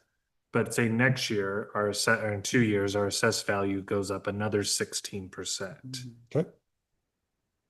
What would that do to an individual? How does that compound over those 2 years? What would a homeowner be looking at in 2 years when the assessed value goes up another 16%? So our portion of it Yeah. would be capped at whatever the CPI is, because the Hancock Amendment would still be in place. So our tax levy will then start to decrease again, like it has since 2004. We start the cycle again. But, and this is where I guess if you don't increase the rate now, then it would continue to go down and people's taxes would continue to decrease theoretically. Our rate continues to go down, their taxes continue to Because go of the up assessed value. or could level out depending on how they. But if the assessed value continues to go up and we also increase the rate, it would continue to increase the amount of money per year that a homeowner would pay in taxes to this city. So I'm trying to, I don't know the best way of phrasing this, but it seems like compound interest to me. Well, the rate, yeah, I mean, in a sense.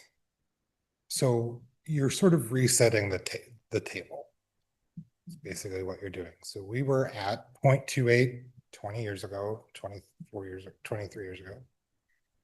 And now we're headed for 1.4. So basically you're saying, let's go back to that 0.28.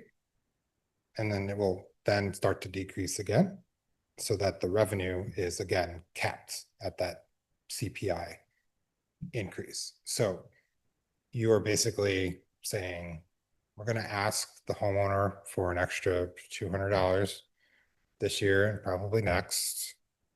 And then the following year, it wouldn't go up another 200. That $200 increase, yes, is built in. So it's like, it's increasing the base. So it does have a compounding impact. It does have a compounding effect. But again, you're not going to see any 16, 20% increases because the Hancock Amendment's in place and would force that rate to start coming back down. Gotcha. And then we're not able to benefit the pension as much because it's already near its max. No, we're not benefiting the pension as much because the pension was already reset to 0.2, which is where our personal property is.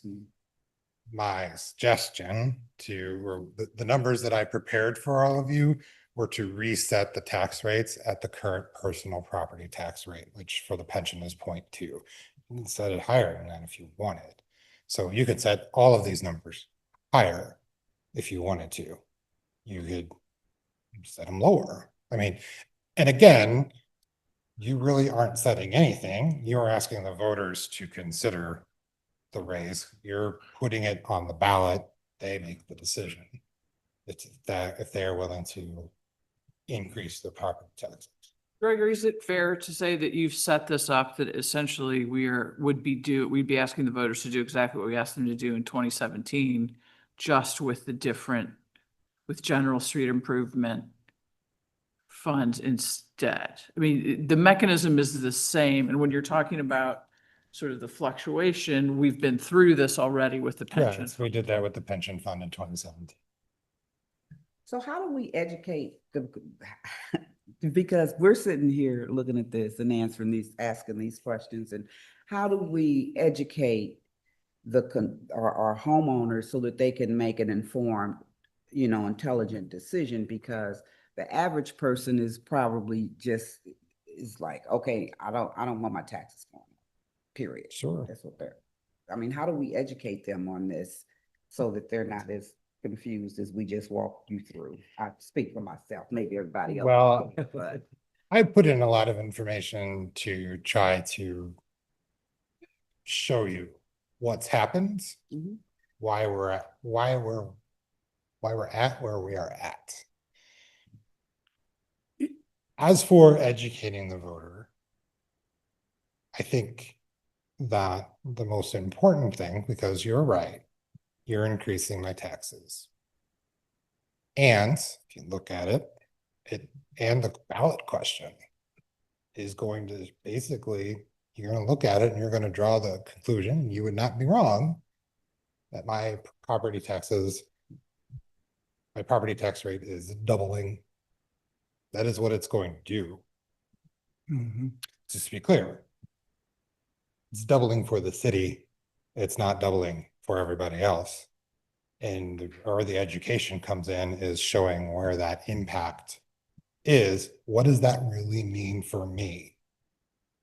And again, for the median homeowner, that means that you'll be paying $200 more in December than what you're already going to pay in December. So right now, the median homeowner is going to pay roughly $4,800, and you'll pay, instead of paying $4,800 in the fall, you're going to pay $5,000. And then and to Laura's point, we can only control the portion that Correct. comes to us. That assumes nobody else is going to increase theirs. Mayor, Councilwoman Alexander, if this is something that council moved forward with, we would, because your question makes a lot of sense because people don't want to pay more and for understandable, especially in this economic climate. But I think the message there is, what do I get for that $200? And what they get is a municipal service, and really sharing what that means in terms of public safety. What does it mean in terms of public works? You know, does that mean you get your street cleared more? Does it mean we can continue buying salt? But really putting together what we purchase with those dollars, because that is our goods and services. And as you know, Mr. Donovan shared, out of that general fund amount of 76% is personnel overall, there's not something large we can cut out. You know, this is not a matter of us living within our means. There's not a big project that we can just take out of the general fund and save $1 million, $2 million. It's people. So I think that educational strategy for the community would have to be based on that. Yeah, because I mean, I know that, you know, most of us will not blink twice about the pension. Sure. But if this exercise had been done every 2 years, where our revenue is decreasing and our expenses are steadily going up, so that's where your gap came from your first slide. So regardless of what we increase it to now or ask the voters to increase it, those expenses are going to still go up. And the revenue that'll be generated is helping to close that gap over a pretty amount of time. But somewhere after year 2030, it's going to start separating all over again. And I get that, but that's also why we're having this broader conversation and looking at things like the economic development tax and other things to also generate revenue, because even as one of the comments were made during the old Webster presentation, I think, is that, you know, the cost of living here is such that people can't move here, but they can come here and shop. So even when we look at the pie charts and all of this, our biggest percentage of revenue was coming off of our sales tax. So, I mean, I get that we have to make sure that we're doing all of the things and looking at all the different things that we can do to increase the taxes. I just want to make sure that we're not, increase our revenue to cover our growing expenses. It's going to continue to grow, but I just always want to be conscious of how much of this we're doing on the backs of the homeowners. All of it's on the back of the home. Well, but that's why we also have a potential economic development tax to look at sales taxes, so that it has to do, so we're also looking at how that's assisting as well too. So I'm just saying, we're looking at all of this for a reason. Sure. And Councilwoman, I would say that my obligation to you as Director of Finance is to present you your options. Absolutely. Right. And Thank this you. is an option. Doesn't mean that you have to do it, obviously. And yes, asking to pay taxes more taxes is difficult. Yeah. I would add one caveat to that before we continue on presentation, unless there are any other questions, that sales taxes depend, and it's huge, a large part of our income, obviously 38%, the largest chunk of that general fund. That depends on people's behavior. Whereas property taxes is a lot more controllable and predictable and understandable, and from a planning, budgeting, and perspective. So, because tomorrow, and if people in the city of Webster Groves and those who come to shop here and eat here have the disposable income, and they're impacted by, and the costs of goods increase, I got charged an egg surcharge on Sunday, taking my nephew out for breakfast. So, and they said, well, if it comes down, we'll remove the surcharge, but I put more money into the coffers of the city of St. Louis because I was paying an egg surcharge. So, if those costs increase and people continue to spend the money, then our sales tax revenue will go up. But if they stop coming to Webster Groves, or they just stop spending money, then it goes down. We do have a little protection though, as a municipality in St. Louis County with the pool tax. Absolutely, sure. Yeah, we do. So we share. Yeah. And that's important to understand as well. I was just generally speaking that Oh, sales taxes absolutely. are people's behavior. Well, I was just gonna point out, Dr. Peoples was mentioning like we were talking about resetting to 2017. And when we reset the pensions in 2017, that was prior to both our fire and police unionizing, which has Correct. changed the amount of money that we spend on personnel beyond just the pension in general. And that was something that was, unfortunately, we were unable to account for in 2017 because it was prior to. But that has really changed our personnel outlook in this city. And I'm not knocking, I like union, but it's just the truth of the matter is. It's the fact that it wasn't accounted for. And there's a possibility, right? If unionization happens elsewhere in the city, that compounds the problem even more so. All right, let's keep going here. Yeah, okay, keep marching through We it. got We're- lots more to go We tonight. do. So if you were to make the property tax, if the people were to decide to do that, the outlook from that original slide where we said my best case scenario, the gap does get closed. Councilman Smith's point, 2031, it starts to divide again. So it's still a temporary solution. So again, this is, as I mentioned, it's a revenue conversation, right? There's other parts of this as well. So that's that piece. I will stop. I mean, do I have any more questions? Need Yeah. to take care of one bit of business here, though, Oh, yeah. before we move on as well. Is that, well, first of all, are there more questions for Gregory? We have listed here on our agenda a bill that would go ahead and pass an or do a first and second reading and pass an ordinance to send something to the voters in August. I'm going to just go on a limb here, given the state of the discussion, that we're not ready to do that. And so that I think, because we haven't called for first or second reading, we don't even have to table it. But as a discussion matter, we have a ways to go. Is that a fair interpretation of council's position? Yes. Yeah. In terms of choosing what of these options we're going to go with? Yes. Okay, so then I think we can move on. I just wanted to make sure we didn't leave that unaddressed and somebody came back and said, why didn't you do that? This was an excellent presentation for both of absolutely. you guys. Thank you very much. I think that the voters, I know I learned a lot and I hope the voters did too. Thank you. Madam Mayor, before we do move on, and I don't know if it's difficult to put that election timeframe slide back on, I'm not asking for definitive answers, but is there a target timeframe? What is the next steps for staff? That's essentially the question. Are we coming back with additional information? I'm not sure what else we could share.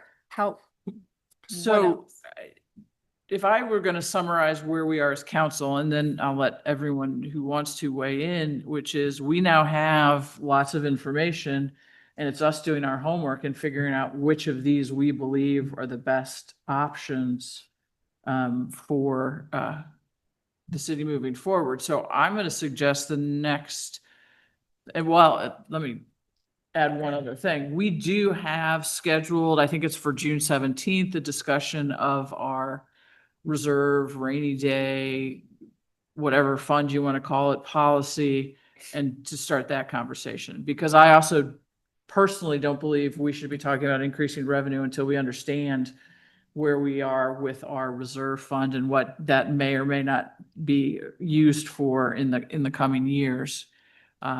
Is there anything anyone wants from staff specifically related to this? Well, I just want to make sure, looking at these dates that's up on the thing now, I guess, do we need to make a decision for the August 5th election by May 27th? Am I looking at the correct? That's correct. And if we want to go to November 4th, we have to make a decision by August 26th. Correct. So, Now, keep in mind, I do not believe there is any November 4th election, so that would be, a November election would be very Special. expensive for Yeah. us, I Yeah. believe. So that's the other factor to put in here is where we put it. We may or may not have other offices up for election, which may impact the cost. yeah, I mean, So, my question would be, are we sure that these four options are interchangeable? I mean, does anything Oh, do any You guys are so negatively good. affect? I know that was painful. Go Go ahead, You Pam. guys were so good. I know that was painful. Karen Pam's was talking. I just want to make sure that I just want to make sure that we understand how these work together or against each other, would there ever, I just would like to know that, simply put as possible. But go, you want to From elaborate a on that? from a policy standpoint, I would just like to maybe have an overview or understand whether these would, any two combinations or three combinations would work against each other or complement each other well. Okay, I think. And that's part of what I know that you and I and the city manager have discussed, maybe having somebody else come in who does economic development to help us understand that. Yeah, from a policy point of view. Right. Mhm. And our ultimate goal is to relieve the pressure on the general fund. Right. Correct. Okay, so it sounds to me like we need a little more information, but Well, my question, what more information do we need? well, Pam just suggested. We've gotten like a financial point of view, we've gotten a legal point of view. It'd just be good to have a policy point of view from an economic development organization or point of view. Especially if we're going to do more than one of these at a time. Right. Okay. Yes. I'm not sure I fully understand that. I So don't, let's say, for example, if we decided to send to the voters a property tax with an economic development tax. Right. What does the actual economics world, social science world know about what that would mean in terms of how they might interact, or would that be better or worse than doing two sales taxes together or something like that? Because we were even talking about, but if we're gonna go to the Totally, thank you. citizens for a vote on the taxes, shouldn't it be like, and take as holistic an approach to it as possible, as opposed to going to them with a piece now and then something later, just seeing how we might holistically present this. Yes. so we need to look Just at gives those us four all the different information. options and see which one best fit our need. Is that what you're saying? Yeah, I mean, I feel like I've said it a couple So- times. Well, I'm just couple saying- different ways, so. The So- answer is yes. Aren't we responsible for the policy though? But we We're don't, responsible for making the policy, but in order to make the best informed policy, I'd like to know if there are things Have we're the not thinking information. about that are implied by passing these taxes. yes. So we're talking about somebody who does from Greater St. Louis or something like that, who's worked in this area for a long time.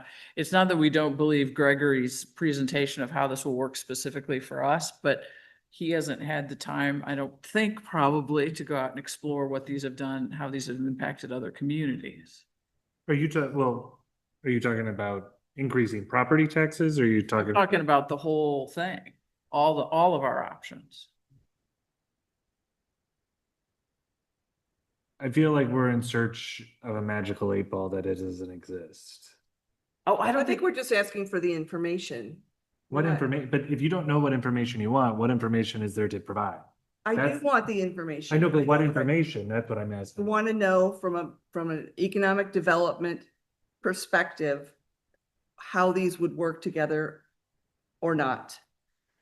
Because there's any number of combinations we could do here between the four different types of taxes we're talking about. In addition to that, we know what the impact's going to be based on projections of the amount of money that we generated from those taxes. But we don't necessarily know what's better or worse for the community, say, for going with a property tax versus versus a sales tax or part of Incentives. each. And yes, we not. can make that decision. I just like somebody who knows more about it than I do to have that conversation. And to Gregory's point about the instability of a sales tax based on behavior and purchasing and what the tariffs might do to our economic outlook in the short term and potential long term. we might have a little more time to think that through. Okay, so the question was, what direction are we going to give staff here at this point? I think I'm good on direction, and I have reached out with Councilwoman Bliss's assistance to Greater St. Louis Inc. numerous times about that policy sort of discussion. I will continue to follow up with them and see if I can get them scheduled on an agenda for that conversation. Again, and I'll ask you in my Friday updates, but it would be helpful to know if there is a target election that we're talking about. That will also allow us to build out some of those talking points based on whichever matrix the council selected or didn't select. How would we want to educate the community? I'm going to argue that's a question that we can't answer until we know what we're asking for. And I wasn't asking as a question. I'm saying if we have a date, if I can have a date, which will feel like more direction, a target date, then we can start building some of that information. Okay, council, is it fair to say August is out of the question? Yeah. Yes. Do we think November is a realistic possibility? That's so expensive. No. Yes. Yeah, I mean, it is, but I don't think it's money-wise it is. right, I was gonna say, is April of 2026 an unrealistic expectation, especially considering how expensive November is? But I don't want to put it on in April.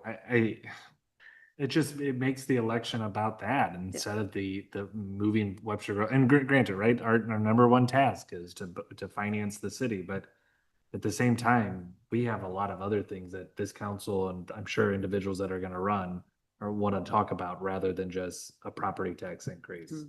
Well, what better way to vet a candidate than to have them talk about something complicated or something like this that's so critical? But the problem I see, Pam, is that it's pretty easy, I think, to vote for the candidate that says no property tax increase, when in reality, the people doing the hard work realize that it might be necessary. And so I would hate to see good quality candidates lose merely because they recognize the financial strife that this city may be in and may need to increase taxes, and they just win on an argument that is obviously is not supported by facts or evidence. In a perfect world. Okay, we really have to move on here. So I'm going to say, it's not going to be August. I think we will hear from, hopefully from an outside source. Can we go ahead and say that we need to schedule for July, perhaps? Work session discussion of this topic? Is that fair? We all do our homework then about the 4 options. We hopefully hear from an expert in the meantime, and then we can have a discussion that's more specific about what are the options do we really think is best, and then what is the timing. That gives us plenty of time then for April. It won't do November though. Yeah. I feel like if No. we want to keep November alive as an option, we probably would need to have that meeting sooner than July. Well, that's up to you all, because to be honest, I don't want to keep November alive personally. So It's fine. I mean, I don't mind. no, having it that's all in right. But those of you who might want it need to step up, and we need to figure that out if we want to schedule it sooner. I don't want to spend the money for November Yeah. election. I mean, if it's in April, it's in April, and if it's not till next August, it's not till next August. But I think I'm fine taking November off the table. And then I think July, I think the timeline you proposed is fine with a July meeting. Okay, how's that for direction? Katie, do you understand what we're talking about schedule wise too? Sort of. I believe so. Gregory, thank you. You're welcome. Very, Hey, very I'm- much. I'm And now you're here for I'm amendments. saying, Okay, so now. Madam Mayor, members of the council. Right, so now we're gonna do, and I'm gonna, since we saw a lot of this very recently, Yes. I'm gonna let you really speed through if you don't mind, and we'll move on to amendments. I was trying to be very deliberate in the last presentation, so. No, thank you. I appreciate it. We needed every bit of detail for that.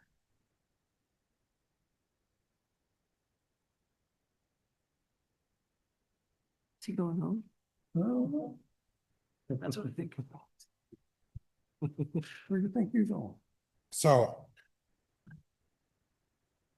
Yes, I will please try to be continue. very fast. Ignore all of us and continue. got it. So here's where we're at on the calendar. We heard from the business districts, et cetera. We're we're going to discuss possible amendments this evening.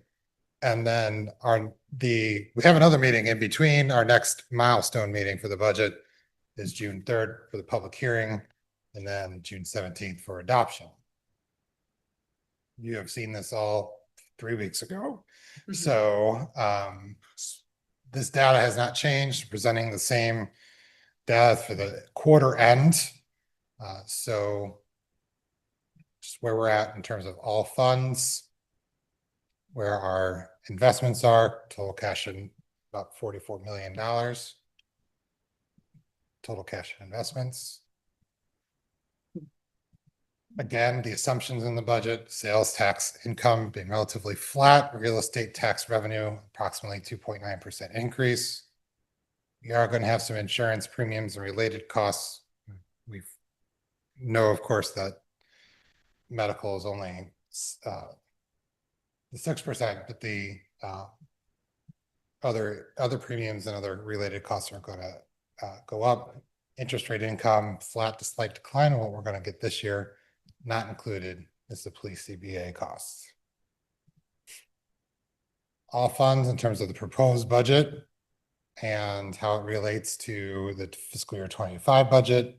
So the same caveats that a lot of that proposed budget spends in terms of that negative $7.6 million is Prop W. There's no more money projected to come in for next year from that. We can get more money from the bond, though, later on. In the general fund, we're looking at a $1.18 million deficit, again, projected, which would lead us to reserve spending.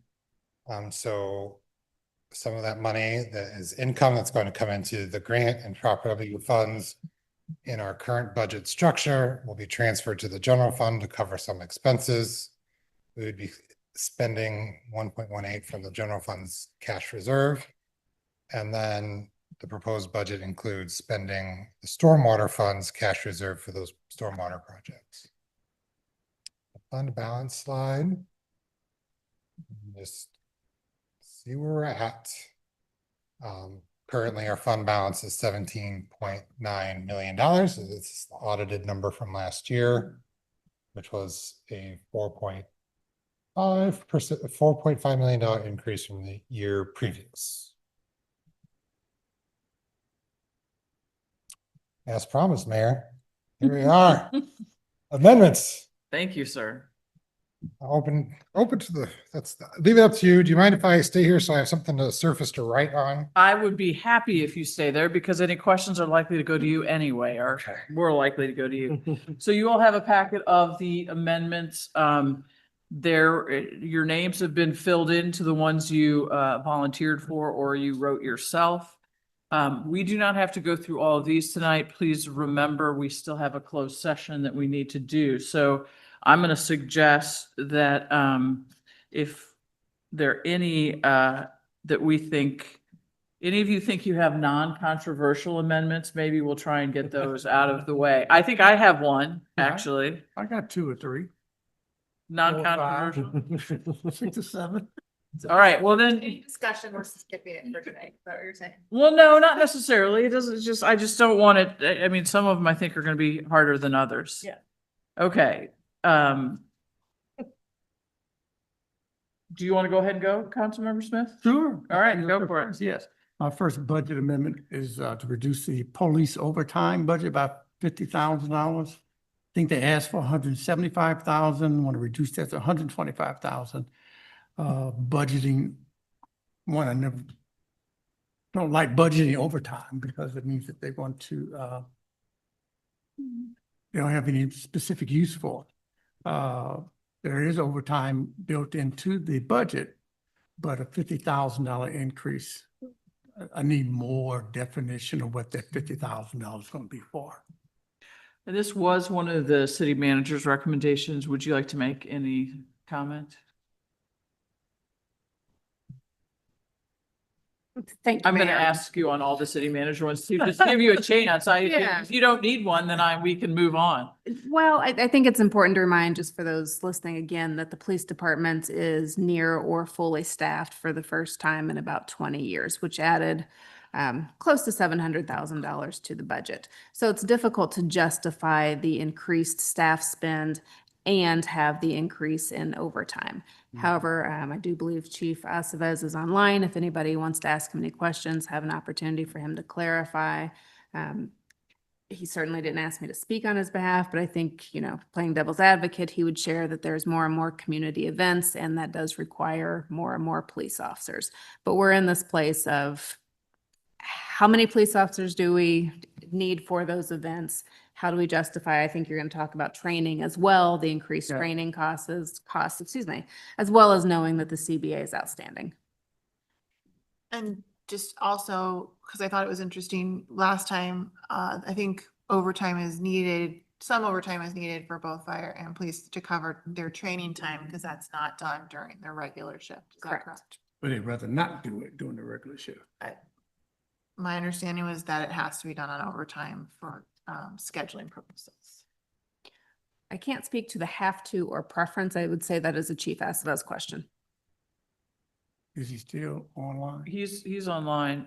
Could we maybe take the screen? Or this, yeah, I don't think we're done with the slide. We don't need that slide anymore. Thank you. All right. And Nope. yeah, there we go. Oh, All right. Chief, you, I believe, have unmuted. Did you hear the question? Yeah, and let me make sure I understand the question. The question is concerning whether or not our training can be done practically while we're on shift. And the answer is no. In order for us to maintain proper staffing levels on the street and to cover all the geography of Webster Groves and to respond to calls, we have to have a minimum of 4 patrol officers and 1 supervisor on the street at all times. If we pull someone off the street for training, that will obviously impact our operational readiness and our response to calls and our the amount of time it takes us to respond to calls. And that's not a best practice. So we try to do the majority of our training, or we have to do the majority of our training during off hours or off days. Although that's not ideal, that's how we have to do it right now. There is some training, and I want to be fair and I want to be transparent. There is some training that we can accomplish during a 12-hour shift. The majority of that training would consist of online training, legal updates, a lot of the things that we are required to do being employees of Webster Groves that have to do with technology and other trainings like that we receive online. But the bulk of our training is done on off days. All right. Thank you. Follow-up questions? I have a question for Dr. Peoples. Ma'am.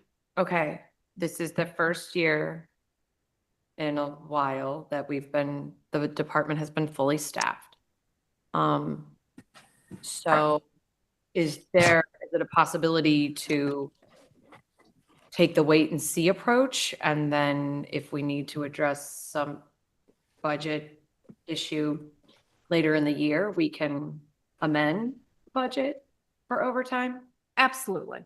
At any point in time. And whether there is a budget amendment or not, if there are emergency services needed, the city will provide. Certainly. So absolutely, if Okay. council were to reduce this and Chief Aceves, next steps in that process, we meet weekly. If he was running short on overtime, if he were able to bring forward things and justify them, and if he brought something, I'm sure he would, then I would move forward with a budget amendment to council. Okay, thank you. All right, so just remember, as a matter of course, these are amendments that you received in advance. Councilmember Smith made the presentation, which is the motion. You have the second listed on the amendment. I was the second on this. We didn't say that out loud, so I just figured we need to. Is there further discussion of the amendment?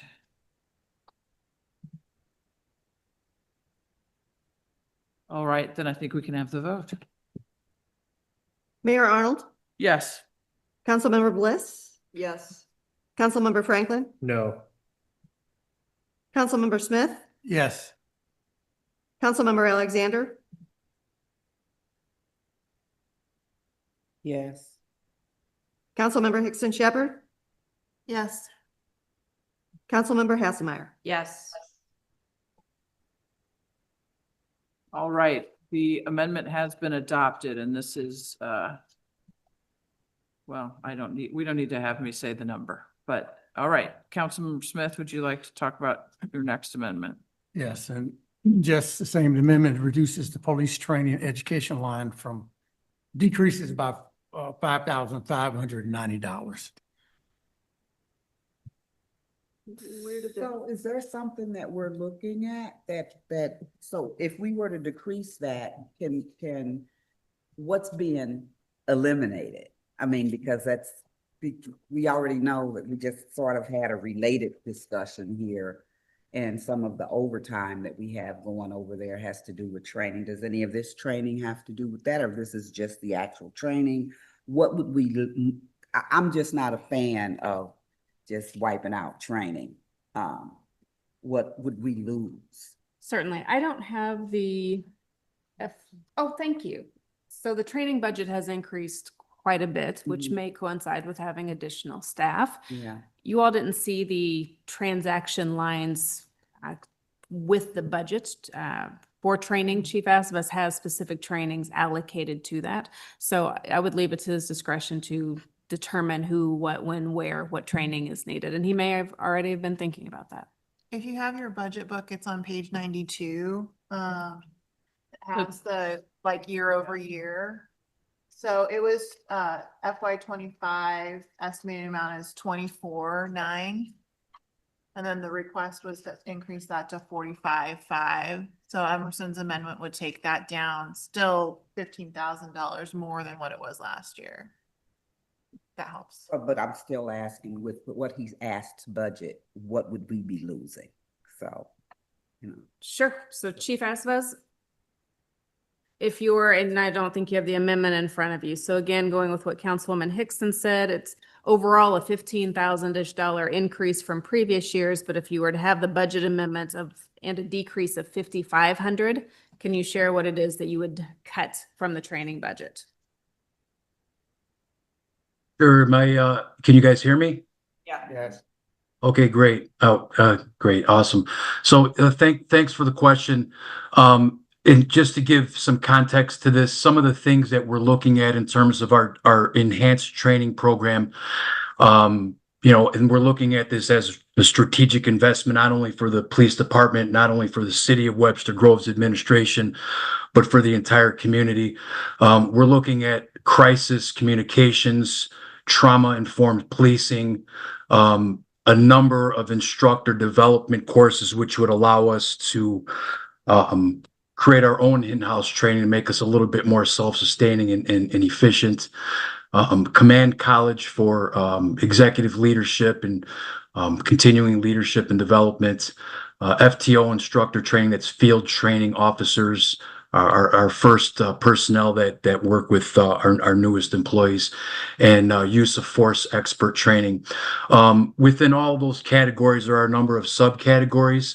I would work with our executive staff to figure out strategically what works best for us in terms of what you guys are, in terms of what the council is looking at in terms of the reduction to what I originally asked. And although my original ask was based on things that we think are important for our organization, we can certainly work with what you guys are talking about in terms of the $5,000 or approximately $5,000 reduction. But again, I want to emphasize that when we talk about training in law enforcement, specifically what we're looking at, we are looking at this as an investment. I know we had some discussions last time when I presented about Webster Groves and the things that we experience in Webster Groves relative to some of the other communities around us. But I will emphasize this point.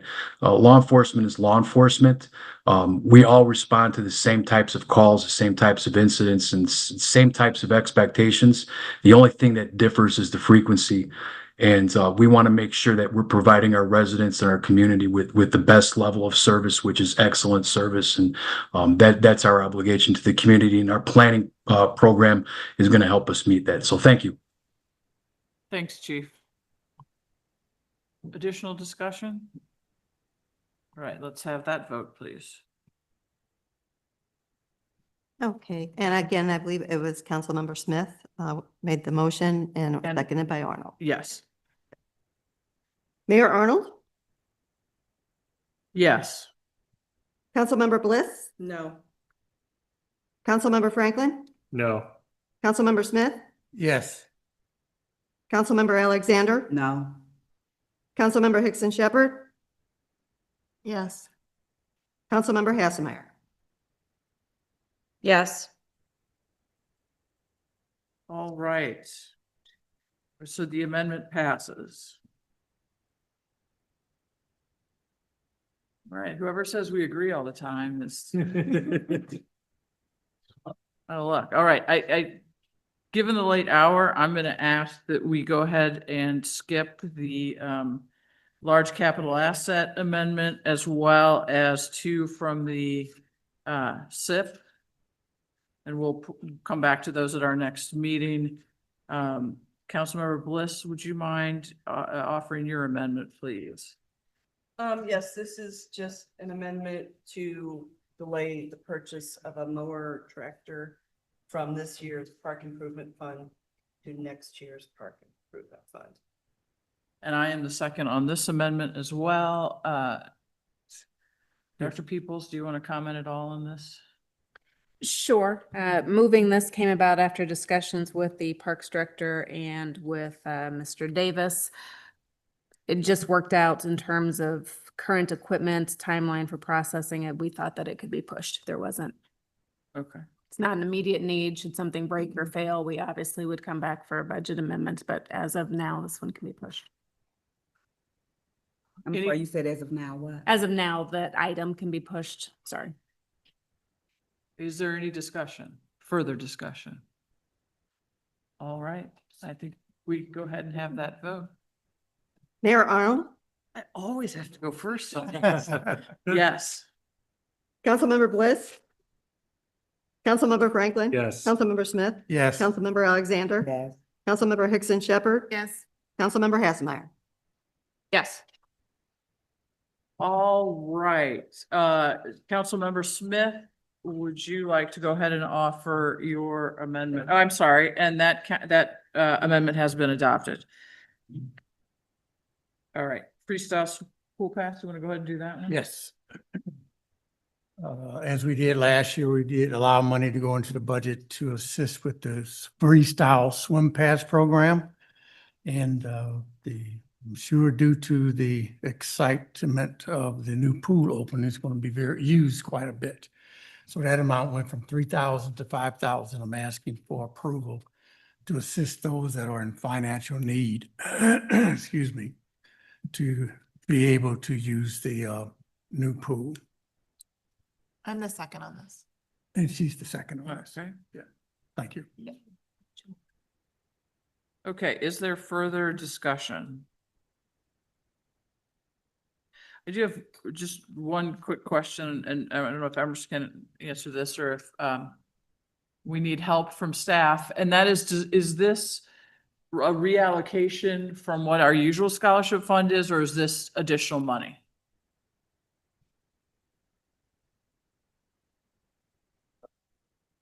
It would not be reallocation. We Okay. still have our normal scholarship funds, which would be available for programs and membership usage for anyone who would qualify for that. Excellent, thank you. All right, any other questions or discussion? I think we're ready to vote. I apologize. I may have missed the second when we were. Oh, discussing something else. Councilmember Hickson Shepherd. Okay.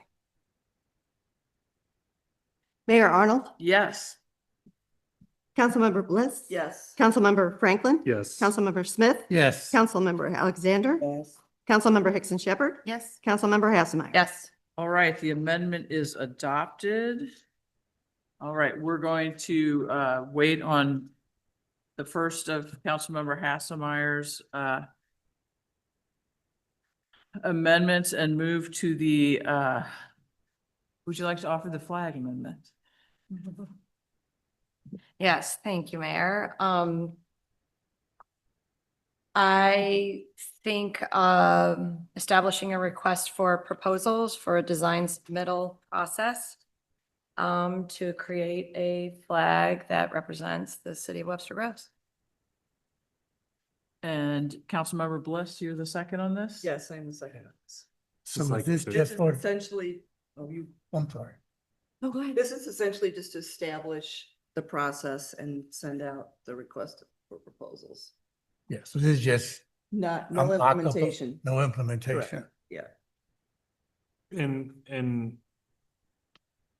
is this gonna be, is the concept kind of like what Illinois just did where it's anyone can submit it, or are you thinking actual like professionals submit? We have not figured that out yet. But we would, yeah, that That's Illinois not- ended up that's at. possible, or you could just always just select some firms So- and submit it that way. Do you think about asking the high schoolers to submit? I haven't thought of that, but I actually coincidentally, the NLC has just recently put out some information about a city flag and best practices, and it's like a 12-step program. I am signed up for a webinar tomorrow to learn more about how to proceed. So yeah, I think it would be a really cool way to unite our community.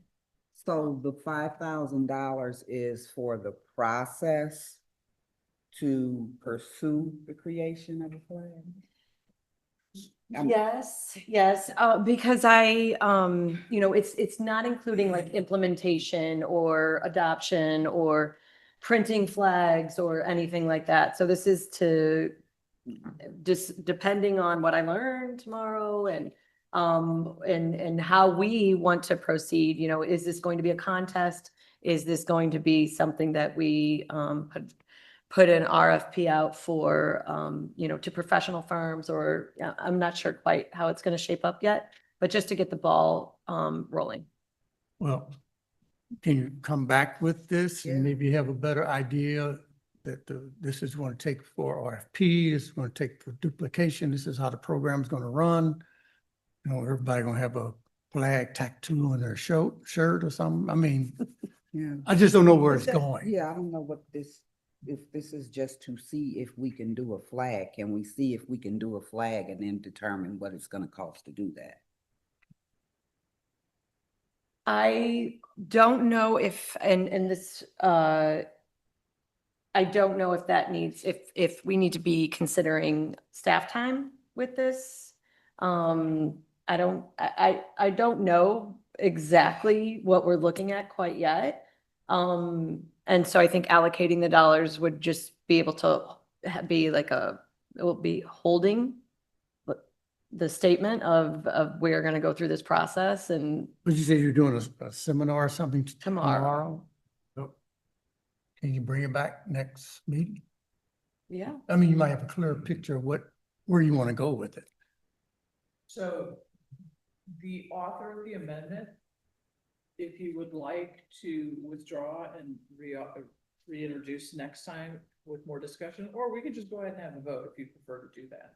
I mean, learning more about the process will be helpful, of course, but I still would like to see Webster go through this process. I mean, it would not be up to Jamie alone to figure out the process. And so there's time involved and, printed materials that would need to be made in order to, get the thing going. So that's essentially what it is. I mean, we could reduce it? Oh, it's not But that. we just don't know the process. Yeah, I just want to make sure Part of he has a clear every way to figure understanding it. where you're going, you might need $10,000 instead of $5,000 to really make it a meaningful project. Mhm. Is Am that- As someone, But this is the first time we're talking about potentially doing a city flag. I don't know that we're even, I feel like we need a discussion before to figure out, do we want one? Do we need one? Like, what's the background on that? I would need to know more of that before allocate. I mean, the budget isn't huge. I'm not so worried about the dollars. it's just kind of a new idea. Isn't I thought we had a flag in our city code, or is that just the logo? We only have a logo. We do not have a flag. Gotcha. Yeah, didn't we just do an ordinance for a flag or? Did a flag Policy. about other flags that we would fly, which we're gonna come back to on May 20th, so we're gonna go through the process. All right, I'm gonna suggest, because the discussion of the flag can continue whether or not the budget passes, that we go ahead and vote on the amendment unless you as the author have different ideas. No, I think we can vote on the process and go from there. But we don't know the process. Vote on, I guess, putting the money toward the process. Or I can withdraw it and table it and we can talk about it at the next meeting. I would recommend that because I want you, if you need 10,000 or 15,000, I want you to ask for it all at the same time. I don't think there's a likelihood that you're gonna know exactly. This is, I think, an initial amount for exploration of the concept and not for implementation. So would it be fair to say that it was a little bit of a guess to figure out what you might need? Yes. Okay. Very So I fair. think you're asking Emerson for more hard data than anyone is really prepared. to Well, give. not necessarily hard data, but I mean, she's having a seminar tomorrow. She'll probably learn more and be able to tell us this is how it's going to flow. Okay. In the sake of not being here all night, I'm gonna let you decide. Would you like to withdraw and reintroduce at our next meeting? Or would you like for us to just move ahead and vote? Withdraw. Trying to help you. It's for us to be giddy around. it. I think then I will withdraw to understand a little more about the process and potentially be coming back with the same request. Okay, Thank you. all right. The amendment has been withdrawn. I'm just gonna say. If we will go, I have one amendment that I think we can do quickly. And that is, if you go, I think it's the second to last one, it's an amendment, I do not have a second yet, but the amendment proposes that we change the amount of conference and meeting times for council. And reduce that by $13,000. It's been substantially increased. There's two reasons that I'd like to reduce it. One is we haven't spent everything that we allocated this year, and this is higher. Number two, often a good chunk of it is going to Missouri Municipal Conference, which typically more than one person goes to. That's in St. Charles this year. At the risk of, getting in trouble with some other mayors, I don't think any of us want to stay in St. Charles if we participated in the meeting. So, that's my amendment. And if someone would second. I'll second. I'll second I'll it. Yeah. I think Pam went first. Pam was first. All right, any questions, discussion? Realistic. All right, let's vote. Mayor Arnold, Yeah. Councilmember Bliss, Yes. Councilmember Franklin, Yes. Councilmember Smith. Yes. Councilmember Alexander, Yes. Councilmember Hickson Shepherd, Yes. Councilmember Hassan. Yes. All right, Councilmember Smith has the last amendment in your packet, and I think we'll go ahead with that one, and and then probably call it a night for amendment. All right, good. There was a request, budget request for, what was it, rifle vest plates. They split it up from, this for year 26 and for year 27. Each of them was $8,300.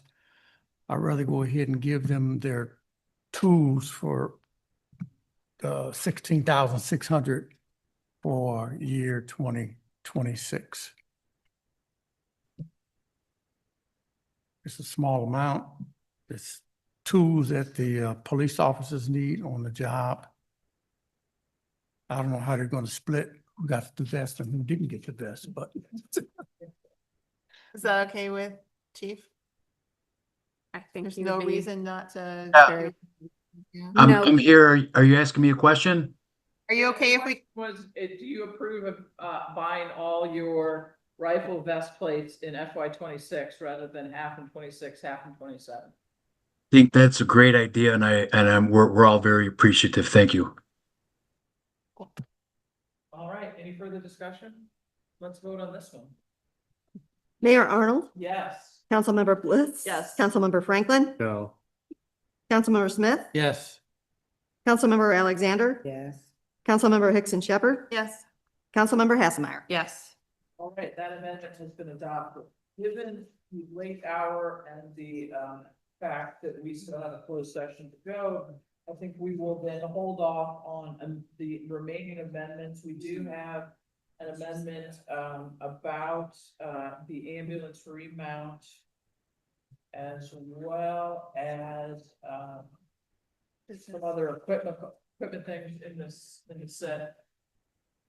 And I feel like we also have two amendments from Councilmember Hassmeyer. Is that correct? Yes. Yeah. and your business commission. Oh, yeah, and the business commission, and well, actually, the business commission, and then any other amendments we might have from our discussion tonight of boards and commissions. All right, so believe it or not, I still need an motion from maybe Councilman Franklin for the approval of the consent agenda. Yes, Madam Mayor, I'd like to move for the approval and adoption of the consent agenda. Second.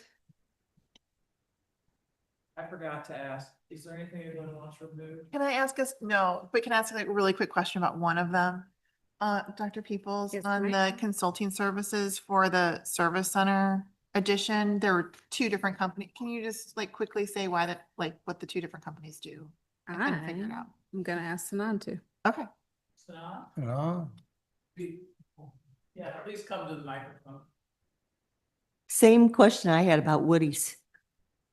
Yes, the consultant is Melo Price and Associates that we propose for approval, and David Mason and Associates is a sub-consultant for them for the civil concept narrative. Okay, so more like a civil engineering. Yeah, civil engineer working for an architect. Okay, thank you. All right, now we've had our motion, we've had a second. I believe we can vote. Yes. Councilmember Franklin, Yes. Councilmember Smith, Yes. Councilmember Alexander, Councilmember Hickson Shepherd, Yes. Councilmember Hasselmeyer. Yes. Mayor Arnold, Yes. Councilmember Bliss. Yes. All right, we have not made any appointments to boards and commissions. But we do need to have a closed session, and I'm gonna guess those two since our attorney is not here. He wasn't feeling well. Okay, and so. would you Okay, mind calling that? yes, I'd like to call for an executive closed session related to personnel, Missouri statute That was a 610.021, subsection 3, and negotiated contract, Missouri statute 610.021, subsection 12. Second. Thank you. Councilmember Smith, Yes. Councilmember Alexander, Yeah. Councilmember Hickson Shepherd, Yes. Councilmember Hasselmeyer, Yes. Mayor Arnold, Yes. Councilmember Bliss, Yes. Councilmember Franklin. Yes. All right, thank you all for being here. I know that I believe we need the chief and our director of planning and development still. Fire Chief? Thank you. No, please. Please? Oh, no. The one in the room. Yes. So. Like that. So I'm gonna ask to amend here. Please do. Whatever you want to do. I guess I can't do it now.